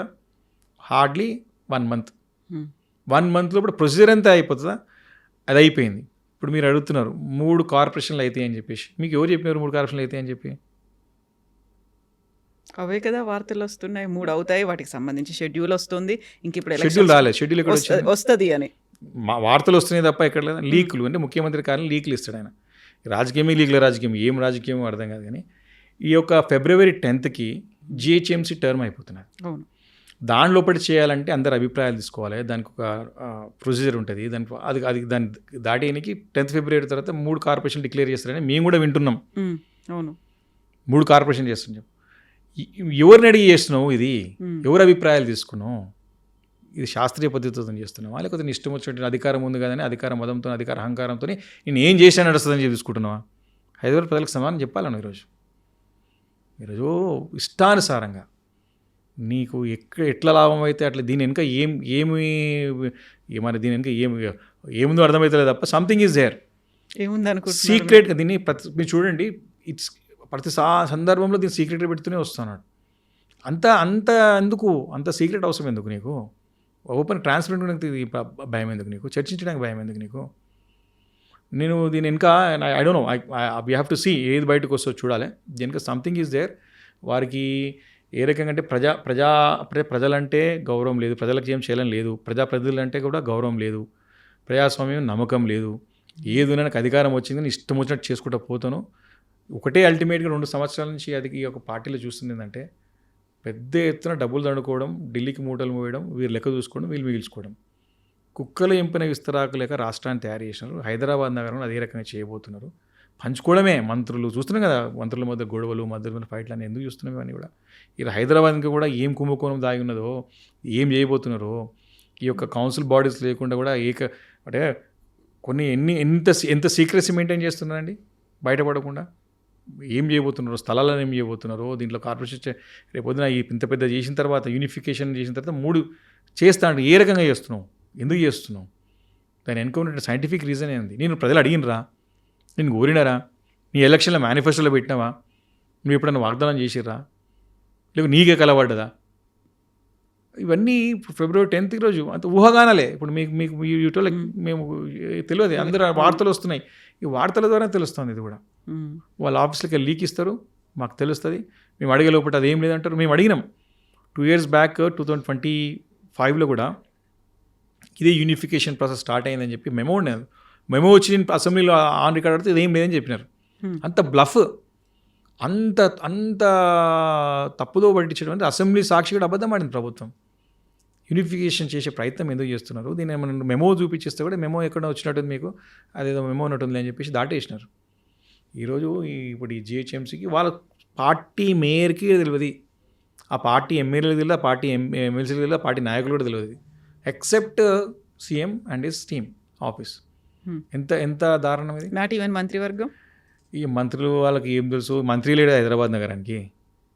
You see you have minister Azharuddin మొన్న ఎప్పుడు జూబ్లీ ఎలక్షన్స్ అప్పుడు ఎలక్షన్స్లో ప్రాబ్లం అవుతుందని చెప్పేసి ఇచ్చింది తప్ప ఆయన క్రికెట్ ప్లేయర్, ఆయనకి రాజకీయాలు తెలియదు, ఆయన మంత్రి అయినా ఆయన హీ హ్యాపీ విత్ హిమ్సెల్ఫ్, ఆయన ఎంజాయ్ చేస్తున్నది. That's different thing. కానీ హైదరాబాద్కి రిప్రజెంటేషన్ ఏమని చెప్పండి ఈరోజు? గ్రేటర్ హైదరాబాద్ నగరానికి ఒక మినిస్టర్ ఉన్నాడా? ఈ ప్రాంతానికి చెందినటువంటి ఒక ఎమ్మెల్సీ మంత్రి చేసి ఒక మంత్రిని పెట్టిన వారు, ప్రజలతో సంబంధాలు ఉన్నారు, ప్రజలకు బాధ్యతలు తెలిసిన వాళ్ళు, ప్రజలకు బాధలు తెలిసిన వాళ్ళు, so that you can communicate with the government. ఏం తెలియదు. ఇంత పెద్ద నగరాన్ని 1/3 ఆఫ్ ది స్టేట్కి ఇది హైదరాబాద్ గుండె కాయట్లేదు. హైదరాబాద్ నగరంతో తెలంగాణ స్టేట్ మనకు నడుస్తుంది. అలాంటి ఒక హైదరాబాద్ నగరాన్ని పూర్తిగా విస్మరణ చేసి తన చేతుల్లో పెట్టుకొని డబ్బులు దండుకోవడానికే కదా, ప్రాజెక్టులను కొట్టేయడానికే కదా, పైసలు తీసుకోవడానికే కదా, స్పష్టంగా అర్థమవుతున్నది అది. కాబట్టి హైదరాబాద్ నగర విషయంలో తీరని అన్యాయం చేస్తూ ఉన్నారు. ఇప్పుడు కాదు, వాడు తీసుకునే అన్ని తప్పుడు నిర్ణయాలు, బాధ్యతారహిత నిర్ణయాలు, అనుభవం లేకుండా తీసుకునే నిర్ణయాలన్నీ కూడా హైదరాబాద్ నగర ప్రజలకు శాపంగా మారుతున్నాయి. మెట్రో ఎగ్జాంపుల్ చెప్పిన మీకు, మన ముచ్చర్లో ఒక ఎగ్జాంపుల్ చెప్పిన. ఫార్ములా ఈ కార్ ఎంత మంచి ఈవెంట్ అండి అది. ఫార్ములా ఈ కార్ రేస్ అనేది ఇట్స్ వండర్ఫుల్ ఈవెంట్. ఇక 45 కోట్లకి మనం ఆ వర్డ్ యూజ్ చేయదు, కానీ నేను ఒకడు మన హైదరాబాద్లో ఈ కామన్ యూజ్ కొన్ని వర్డ్స్, మన 45 కోట్ల గురించి నువ్వు కేటీఆర్ గారు వెనక కేసు పెట్టి, అది ఏసీబీ పెట్టి, నానా తంతా పెట్టి, అవ్వో ఆయన ఎంక్వైరీ చేస్తామని చెప్పి 45 కోట్లు కట్టినవే పోయినప్పుడు వాళ్ళ అకౌంట్లో పోయిందే డబ్బు. గవర్నమెంట్ ట్రెజరీ నుంచి, హెచ్ఎండి ట్రెజరీ నుంచి వెంట ది అకౌంట్ ఈవెంట్ వాళ్ళ దగ్గర పోయింది. అది అంత మంచి ఈవెంట్, అది దేశం ప్రపంచం అంతా కూడా ఆకర్షించగలిగినామండి అది ఫార్ములా ఈ కార్ రేస్. అది so wonderful event, Hyderabad image పెంచింది అది. ఇంకా ఇప్పుడు సెకండ్ ఈవెంట్స్ అయితే ఇంకా బాగుంటుండే. దాని కోపం మీద ద్వేషంతో క్యాన్సిల్ చేసిండు. అది వాళ్ళు వచ్చి కలిసిండ్రు కూడా, ఎవరైతే ఉన్నారో అది came that approach the government that ఇట్లా మేము we are ready to go ahead the event అంటే వీళ్ళు పోలే. మనకు అలా అంటే హైదరాబాద్ సిటీకి ఆయనకి అవగాహన లేదు. ఫస్ట్ ఆఫ్ ఆల్ ముఖ్యమంత్రి రేవంత్ రెడ్డి గారు ఈ doesn't have any idea about Hyderabad city. Indian Hyderabad city only తెలిసిందే రియల్ ఎస్టేట్ ఒకటే. వారే చెప్తారు రియల్ ఎస్టేట్ తెలిసినాకని చెప్తారు, రియల్ ఎస్టేట్ ఒకటి తెలుసు అని చెప్తాడు. ఎట్లా డబ్బులు దండుకోవడము, ఈ హైదరాబాద్ ఎవరు లేడు, ఈ హైదరాబాద్ కార్పొరేషన్ ఉండకుండా ఇట్లా టైం పాస్ చేసుకోవచ్చు, మనమే కొట్టేయచ్చు, పర్మిషన్ ఇష్టం ఇచ్చుకోవచ్చు, ఏం చేస్తాడో అనేది అలా బయటపడుతుంది. ఇప్పుడు కాకుండా రేపైనా సరే దీని వెనకాల ఉంటే మతలబ్ ఏందో తప్పకుండా బయటపడుతుంది. కాబట్టి హైదరాబాద్ని టోటల్గా ఈరోజు కుక్కలు చింపిన ఇస్తరాకులుగా తయారు చేస్తూ ఉన్నాడు రేవంత్ రెడ్డి గారు. ఇక ప్రజల యొక్క బాధలు చెప్పుకుందామంటే సరైనటువంటి ఒక మంత్రి లేడు, మంత్రి ద్వారానే న్యాయం జరుగుతుంది. ఎందుకంటే ఇక్కడికి ఎలెక్ట్ అయినటువంటి పబ్లిక్ రిప్రజెంటేటివ్కి ఆ ప్రేమ ఉంటుంది. అరే రేపు పొద్దునే నేను బతకాలా, రేపు పొద్దునే నేను ఇన్నే ఉంటా, నేను ఇక్కడనే నా జీవితం అంతా ఇక్కడనే గడుపుతాను, ఇక్కడనే పొద్దున అనేది. తర్వాత అయితే తిడతారు కదా, అరే నువ్వు తిరిగి అన్యాయం చేసినావు రా హైదరాబాద్ నగరానికి, నువ్వు నీ కాన్స్టిట్యూన్సీకి తప్పు చేసినావు అంటారు కదా. కాబట్టి ఎవరు లేరు ఈరోజు. కాబట్టి ఆ పరిస్థితి ఈరోజు హైదరాబాద్ నగరానికి ఉన్నది. బాధాకరమైన విషయం. ఈరోజు గ్రేటర్ హైదరాబాద్ విషయమే కానివ్వండి, ఇక్కడ జరిగేటువంటి అభివృద్ధి కార్యక్రమాలు కానివ్వండి, ఒక రివ్యూ లేదు, ఒక ఫ్యూచర్ ఐడియా లేదు. మేము గతంలో అధికారం ఉన్నప్పుడు కేటీఆర్ గారు ఉన్నప్పుడు he used to work like mission. అసలు ఎంత బాగా పనిచేస్తుండే వాళ్ళు. ఎవ్రీ వీక్ ది రివ్యూ ఉంటుండే హైదరాబాద్ సిటీ మీద. కొత్త పాపులేషన్ పెరుగుతోంది, కొత్త ప్రాజెక్ట్స్ వస్తూ ఉన్నాయి, కొత్త పెట్టుబడులు వస్తూ ఉన్నాయి. ఏ రకంగా మనకి నెట్వర్క్ పెంచుకోవాలి, ఏ రకంగా కొత్త రోడ్లు వేయాలి, ఏ రకంగా జనాలకు ఇబ్బంది లేకుండా చూడాలి, ఏ రకంగా ట్రాఫిక్ సిస్టమ్ ఇంప్రూవ్ చేయాలి, ఏ రకంగా వాటర్ ఇంప్రూవ్ చేసుకోవాలి, ఏ రకంగా ఎలక్ట్రిసిటీ, ప్రతి దానిపైన అవగాహన ఉంటుంది. ఏ పార్ట్ ఆఫ్ ది సిటీ వెనుకబడుతుంది, ఆ సిటీని ఎట్లా మనం పైకి తీసుకురావాలా, ఎంత బాగా పనిచేస్తుండే 10 years నుంచి. ఇదే వర్క్ వండర్ఫుల్. బాగా పనిచేసారు కాబట్టి హైదరాబాద్ అన్ని సీల్ చేసినాం మేము. కాబట్టి అంత డెడికేటెడ్గా, కమిటెడ్గా మాతో దగ్గరగా ఉండి మాకున్న సమస్యలు అసెంబ్లీలో కానివ్వండి, బయట కానివ్వండి, ఎప్పటికప్పుడు అసలు ముఖ్యమంత్రి పర్యటన పెట్టడానికి మున్సిపల్ శాఖ దగ్గర పెట్టుకుని ఒక్క రివ్యూ లేదు ఇప్పటివరకు. మున్సిపల్ శాఖ దగ్గర పెట్టుకుని హైదరాబాద్ నుంచి ఒక్కరోజు అసెంబ్లీ సమానం చెప్పాడు, ఒక్కరోజు నగరానికి చెందినటువంటి ఎమ్మెల్యేలతో మాట్లాడాడు. లేదు, ఇవన్నీ ఇప్పుడు జనరల్ ఎట్లుండాలా, ఒక ముఖ్యమంత్రి ఉంటే రేపు మన పని చేయించుకోవాలని ఉండాలి. మాకు అసలు ఇంట్రెస్టే పోయింది. అరే ఏమైనా పోయి ఇప్పుడు తిట్టుముఖం ఉంటుంది అని చెప్పేసి పోబుతూ కూడా కాదు. వెళ్ళట్లేదా, కలవట్లేదా, అభివృద్ధి నా నియోజకవర్గం దీనికోసం మీరు నిధులు కేటాయించాలి, ఇలాంటి పనులు పెండింగ్లో ఉన్నాయి. జనరల్గా జిహెచ్ఎంసీలో ఏముంటుందంటే మా ఫండే మాకు ఉంటుంది. GHMC we pay taxes, we get lot of revenue from GHMC. కాబట్టి జిహెచ్ఎంసీ అంటే జిహెచ్ఎంసీ డిస్టర్బ్ చేయకుండా మంచిగా ఆపనేది మంచిగా అవుతుంది. ఈయన ఖరాబ్ చేస్తున్నాడు దాన్ని, పాడియకు సరిపోతుంది దీన్ని జిహెచ్ఎంసీ. ఓకే. కాబట్టి ఒకటి ఏంటంటే హైదరాబాద్ విషయంలో వారికి సంపూర్ణమైన అవగాహన లేదు. వారికి చెప్పేటోళ్ళు మంత్రులు ఇక్కడ ఉన్నటువంటి లోకల్ రిప్రజెంటేటివ్స్ లేరు. కాబట్టి సిటీ 2 సంవత్సరాల నుంచి పూర్తిగా ఇగ్నోర్ చేసినారు. అదంతా కూడా ఇగ్నోర్ చేయబడుతుంది కూడా. భవిష్యత్తులో దాని పరిణామాలు రేపు పొద్దున వస్తాయి. మళ్ళీ ఇప్పుడు ఏం కాదు, గతంలో మేము 10 సంవత్సరాలు చేసినటువంటి సిస్టమ్స్ అన్నీ కూడా బాగా వెళ్తూ ఉన్నాయి. కొత్త రోడ్ లేదు, ఒక లింక్ రోడ్ లేదు, ఒక ఫ్లైఓవర్ లేదు, ఒక గతం చెప్పినే పోయి ఓపెన్ చేసాడు తప్ప కొత్త ప్లానింగ్ లేదు. ఏమనంటే ఆ మూసీ రివర్ ఫ్రంట్ ఒకటి పెట్టుకుని అదే డిపిఆర్ఆర్ అడగాలి ఇంకా దాన్ని. మూసీ రివర్ ఫ్రంట్ ఒక్కటి చెప్తాడేమని చెప్తా అంటే 4th సిటీ చెప్తాడు. ఉన్న సిటీని ఇగ్నోర్ చేసి 4th సిటీ ఏం చేస్తావు నాయన, మా సిటీతో పట్టించుకో అని చెప్పేసి అంటాను. మెట్రో కూడా గతంలో సెంట్రల్ యూనియన్ బీజేపీ నుంచి కూడా సహకారం లేకున్నా స్టేట్ ఫండ్స్తోని కంపిటీషన్ ముఖ్యమంత్రి మీ దగ్గర కూడా వస్తుంది కదా మెట్రో. లేదు మొన్న యూనియన్ బడ్జెట్ డబ్బులు పెట్టలేదు, ఈయన పైసలు ఏమో చేతులు ఎత్తేసాను. దానిపైన ఫైట్ నడుస్తుంది తప్పకుండా. పిల్లర్లు వేసి వదిలేసిండ్రు అంతే. అది లేదు, అది national highway authority of India, అది రోడ్స్, అది ఇది స్టార్ట్ కాలేదు. ఇది ఇంకా ఒక ఫ్లెక్సీలు బ్యానర్లు అయితే కట్టి ఉంచిండ్రు. అసలు అప్పుడు చేస్తామని చెప్పేసి ప్రపోజలే అంతేది, అప్రూవల్ కూడా కాలేదు. డబ్బులు కావాలని చెప్పేసి షేరింగ్ కింద వెళ్తే వీళ్ళు కిషన్ రెడ్డి గారు ఏమో ఈయన డిపిఆర్ సబ్మిట్ చేయాలంటాడు, ఈయనేమో పైసలు ఇస్తలే అంటాడు. ఎవరు నమ్మలో అర్థం కాని పరిస్థితి లేదు. నీకు సెంటర్తో సమన్వయం ఇప్పటికి 70 సార్లు 60 సార్లు ఢిల్లీ పోయి చేసినావు. నువ్వు కోఆర్డినేట్ చేసుకోవాలి కదా. నీకు ఇది మెట్రో ఇంపార్టెంట్ సబ్జెక్ట్, నార్త్ సిటీకి అవసరం కదా. ఆ మెట్రో విషయంలో కూడా చాలా క్లియర్గా సెంట్రల్ ఏది బాబు చెప్పినా వారే బాబు బీజేపీ చేతులు ఎత్తేస్తుంది, మన సొంత స్వశక్తిత్వం చేసుకోవాలి, పూర్తి చేసుకోవాలని చెప్పి మన సార్ చెప్పినాడు. కానీ పెడిచైనా పెట్టేసి ఇంకా నేను సెంట్రల్ ఎన్నిసార్లు ఢిల్లీ పోతా అంటాడు, రూపాయి చెప్పులు దొంగలకు చూస్తున్నట్టు ఏమేమో మాట్లాడతాడు ఆయన, అనేక అర్థం కాని పరిస్థితి ఉంటుంది. కానీ మీరు బీజేపీయే కదా కలిసి ఉంది అనే మాట వినిపిస్తోంది. ఒక శరీరాలు వేరు, ప్రాణం ఒకటే, శామి కవలల్లాగా మీరు కలిసిపోయి ఉన్నారు అనే మాటే కదా ఇప్పుడు సీఎం ప్రతిసారి అదే మాట చెప్తున్నారు. ఆయన ఊహించుకొని మాట్లాడతాడు, ప్లస్ ఊహించుకొని మాట్లాడతాడు. ఆ కల్పితం అంటే ఎప్పుడైనా ఒక స్టోరీ కుక్డప్ చేస్తాడు ఆయన, ఏదో ఒక రకంగా పొలిటికల్గా మాట్లాడాలనే ఉద్దేశంతో. బీజేపీతోని మేము దేశవ్యాప్తంగా ఏ పార్టీలు కలిసినా కలవకుండా మేము ఫైట్ చేసినాం బీజేపీతో. సెకండ్ టర్మ్లో కూడా మేము ఈ ఫాట్ విత్ ద బీజేపీ. మీరు ఇవ్వకుండా వాళ్ళ సహకారం లేకున్నా మేము ప్రాజెక్ట్స్ అన్ని పూర్తి చేసుకున్నాం ఇక్కడ. కాబట్టి అధికారంలో వచ్చిన తర్వాత ఒక్కొక్క ఎలక్షన్లో పబ్లిక్ మూడ్ ఒకటి ఉంటుంది. నీకు పార్లమెంట్ ఎలక్షన్స్ వచ్చిన తర్వాత సహజంగా వాళ్ళు చెప్పినారు మేము ఢిల్లీ నేషనల్ ఎలక్షన్స్ కాబట్టి కేసీఆర్ సంబంధం లేదు కాబట్టి డివైడ్ అయినారు క్లియర్గా. ఆ పార్లమెంట్ ఎన్నికల తర్వాత మాకు జూబ్లీ ఎలక్షన్స్ వస్తే మేము మా సత్తా చూపెట్టినాం కదా, గ్రామ పంచాయతీలు చూపెట్టినాం కదా. బీజేపీ అనేది మా తెలంగాణ రాష్ట్రంలో సింగిల్ డిజిట్ పార్టీ అండి. బీజేపీకి has no space in Telangana state. Hardly it's very highly impossible. బీజేపీకి ఒక సవాల్ కూడా విసిరారు ఆయన నిన్న. మోదీకి, అమిత్ షాకి మీకు దమ్ముంటే ఇక్కడ ప్రభుత్వం ఏర్పాటు చేసి చూపించండి, మీ సత్తా ఏంటో మాకు తెలుస్తుంది అనే మాట. మనం ఆశ్చర్యం కలిగిన విషయం ఏంటంటే రేపు పొద్దున ఆశ్చర్యపోని అవసరం లేదు. ఈయన బీజేపీలో కలిసిన ఆశ్చర్యం అవసరం లేదు. పోతాడు రేపు మాపు ఆడుకుంటాడు.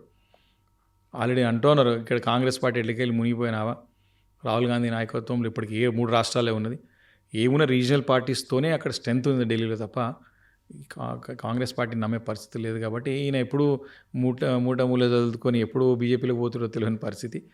రాజకీయ డైలాగ్ కూడా కొడుతూ ఉండదు తప్ప వి డెఫర్డ్ విత్ బీజేపీ. మేము చెప్తా ఉన్నాం కదా, మేము 5 సంవత్సరాల అధికారంలో అంటే 10 yearsలో లాస్ట్ 5 years మమ్మల్ని ఇబ్బంది పెట్టినారు కదా, నాన్న రకాలు ఇబ్బంది పెట్టినారు కదా. మేము ఎప్పుడు కూడా కాంప్రమైజ్ కాలేదు. నువ్వు కాంప్రమైజ్ అవుతున్నావు, నువ్వు పోయి రోజు ముఖరు వెళ్తున్నావు, మేము కాదు, నువ్వే చక్కర్లు కొడుతున్నది పోయి. సో అందుకే జాతీయ స్థాయిలో నేను నమ్మే పరిస్థితి లేదని చెప్తున్నాను. కాంగ్రెస్ నాయకత్వం కూడా ఢిల్లీ స్థాయిలో రేవంత్ రెడ్డి గారిని నమ్మే పరిస్థితులు లేదు. బీజేపీలతో కుమ్మక్కైనడినా కాబట్టి ఎప్పటికైనా ప్రమాదం ఏంటో అని చెప్పేసి, అందుకే ఎప్పుడు ప్రధానమంత్రిని కలిసి ఒక్కడు పోటు చూడండి, డిప్యూటీ సీఎం తీసుకునే పోతాడు. ఎందుకంటే నేను నంబర్ కాబట్టి డిప్యూటీ సీఎం వచ్చి పంపిస్తున్నారు. కాబట్టి ఇది ఓపెన్ సీక్రెట్. సరే మేము ఐడియాలజికలీ మేము మా పార్టీ మాది. మేము always we fought with BJP, also fought with Congress party. ఈ జాతీయ పార్టీలతో ఎప్పుడు రాష్ట్రాలు బాగుపడలేదు. ఎప్పుడు కూడా ప్రాంతీయ పార్టీలు ఎక్కడైతే ప్రాంతీయ పార్టీలు స్ట్రాంగ్ ఉన్నాయి, రాష్ట్రాలు ప్రాస్పర్ అయినాయి, డెవలప్ అయినాయి, ముందుకు పోయినాయి, నేషనల్ జీడిపికి కూడా కాంట్రిబ్యూట్ చేసుకోగలిగిన తప్ప నేషనల్ పార్టీస్ ఎప్పుడు ఢిల్లీలో తమకున్న సీట్ కాపాడుకునే ప్రయత్నం చేస్తారు తప్ప ఎప్పుడు కూడా పబ్లిక్ ఇంట్రెస్ట్ ఉండదు, స్టేట్ ఇంట్రెస్ట్ ఎస్పెషల్లీ అసలు ఉండదు. సో ఒక వివేకానంద్ గౌడ్ గారికి ఒక పర్సనల్ క్వశ్చన్. బాగా చదువుకున్నారు, ప్రజల కోసం పనిచేస్తున్నారు, వాళ్ళతోనే రెగ్యులర్గా ఉంటారు అని, కాకపోతే కోపం ఎక్కువ మీకు? నాకు కోపం ఏం లేదు అంత అసలు. మరి ఎందుకు పొలిటికల్ డిబేట్లో, లైవ్ డిబేట్లో ఇంకో లీడర్ని ఎందుకు కొట్టారు మీరు? నేను కొట్టలేదు, అది జస్ట్ తోసుకోవడం. కొట్టినట్లు ఏం లేదు, అది జస్ట్ ఆ ఎలక్షన్ మూమెంట్లో ఆ సందర్భంలో అంత ఆవేశం ఎందుకు వచ్చింది? కొంచెం ఫాదర్ గురించి లోపల అది రేజ్ అయింది తప్ప జనరల్ రేజ్ కావాల్సింది కాదు, సందర్భం కాదు. కానీ ఆ మూమెంట్ అట్లా వచ్చింది అంతే. అది ఇట్స్ నాట్ ఫైటింగ్, జస్ట్ ఏమంటారు నువ్వుడు దుబ్బుడైంది అంతే తప్ప ఇది ఏం కాలేదు అక్కడ. అంతా కోపం ఏం జనరల్ ఏం లేదు నాకు. కాదు డిబేట్స్కి అయితే వాస్తవానికి డిబేట్స్ తగ్గించేసిన. డిబేట్స్లో ఏమైపోయిందంటే, ఇది ఇంపార్టెంట్ క్వశ్చన్, గతంలో డిబేట్సే బాగా పార్టిసిపేట్ చేస్తాను. 2009 వాయిస్ ఎక్కువ వినిపించేది, 10, 11, 12 వరకు డిబేట్స్ పోతూ ఉండే. కాకపోతే తర్వాత ఏమైందంటే డిబేట్స్లో వ్యక్తిగత దూషణలకు అయిన తర్వాత నాకు ఐ కుడెంట్ యాక్సెప్ట్. నేను చాలా అందుకే ఆపేసిన డిబేట్స్. ఇంతకుముందు రెగ్యులర్గా పోయేవాడిని. తర్వాత ఒక 4-5 years బ్యాక్ నుంచి 2-3 ఇష్యూస్ అయిన ఇట్లే, అంటే గొడవ కాలేదు కానీ నాకు నేను వేసేంత టీవీలో చూసేంత కోపం ఎందుకు వస్తుంది, నువ్వు ప్రశాంతంగా శాంతిగా ఉంటావు కదా, నవ్వుకుంటూ కోపం ఎందుకు వస్తుంటే నేను రియలైజ్ చేసుకుని నేను ఐ స్టాప్ మై సెల్ఫ్. అంటే వ్యక్తిగతంగా మాట్లాడినప్పుడు అంటే జనరల్గా ఏమైపోతుందంటే, డిస్కషన్ పోయినప్పుడు కేసీఆర్ గారు కానివ్వండి, కేటీఆర్ గారు కానివ్వండి, రోజు దగ్గర ఉంటాం. పర్సనల్గా అనేసరికి జనరల్గా మనం సహజంగానే ఎవరినైనా సరే, ఎవరిని వ్యక్తిగతంగా సరే మనకు అనుకున్నమైన వ్యక్తి మనకి అది సడన్గా అది రాదు. పర్సనల్గా నువ్వు పొలిటికల్గా మాట్లాడు, సబ్జెక్టుగా మాట్లాడు, ఎంత మాట్లాడు. కానీ తర్వాత డిబేట్స్లో ఏమైపోయిందంటే క్వాలిటీ తగ్గిపోయి డిబేట్స్లలో వ్యక్తిగత దూషణలకి, వ్యక్తిగత దాడులకి ప్రాధాన్యత ఇచ్చిన తర్వాత కొంచెం యాక్సెప్ట్ అవుతలేదు, నాతో అవుతలేదు. ఐ మీన్ కోపం వచ్చేస్తుంది. కాబట్టి మొన్న ఆ డిబేట్లో కూడా మా ఫాదర్ని అనేసరికి నాకు కొంచెం కుడెంట్ టేక్ ఇట్. అందుకే కొంచెం సడన్గా రియాక్ట్ అయిన సందర్భం. అందుకే ఆ డిబేటే బంద్ చేసుకుని అందుకే అప్పటి నుంచి. సో ఇప్పుడు కూల్గా బిందాస్గా నా పని ఏంటి, నేను నా రెస్పాన్సిబిలిటీస్ ఏంటి అవి ఫుల్ఫిల్ చేసుకుంటూ ఉంటా, అంతేనా? ఎందుకు లైక్ పొలిటికల్ మీడియా అడ్రస్ చేస్తూ ఉంటాం. Media ask in question like they'll ask my professional question, but not నువ్వు వ్యక్తిగతంగా దాడి చేయరు కదా. అంటే కొన్నిసార్లు అడుగుతారు, కొన్నిసార్లు అడిగినా కూడా మనం దాని సందర్భం బట్టి సమయం బట్టి మాట్లాడతాం. సో ఎవ్రీథింగ్ ఈ స్కూల్ అట్లేం లేదు. డిబేట్స్కి ఒకటి మాత్రం ఆపేసిన అంతే. ఎస్ అండి, thank you so much. Best wishes to you. Thank you for giving me your time. Thank you very much. Thank you అండి. And for more videos, Please subscribe to iDream. Please subscribe to iDream. Please subscribe iDream. And please subscribe to iDream. For more videos, subscribe to iDream. please like, share and subscribe to the channel. Congratulations, iDream. Subscribe to iDream. Subscribe to iDream. So subscribe to iDream Media. iDream ki iDream team andarki huge congratulations. Please subscribe iDream Media. Please subscribe to iDream. Subscribe iDream. Please subscribe to iDream. iDream అంటే నా కళల ఛానల్ను subscribe చేసుకున్న నోరు తిరుగుతలేదు, మీరైతే గంట గుర్తు కొట్టండి. For more such videos, please subscribe to iDream. Subscribe to iDream. Please subscribe to iDream. Please subscribe iDream Media. Please do subscribe to iDream. Please subscribe to iDream Media. For best entertainment and information, please subscribe iDream. And don't forget to subscribe to iDream.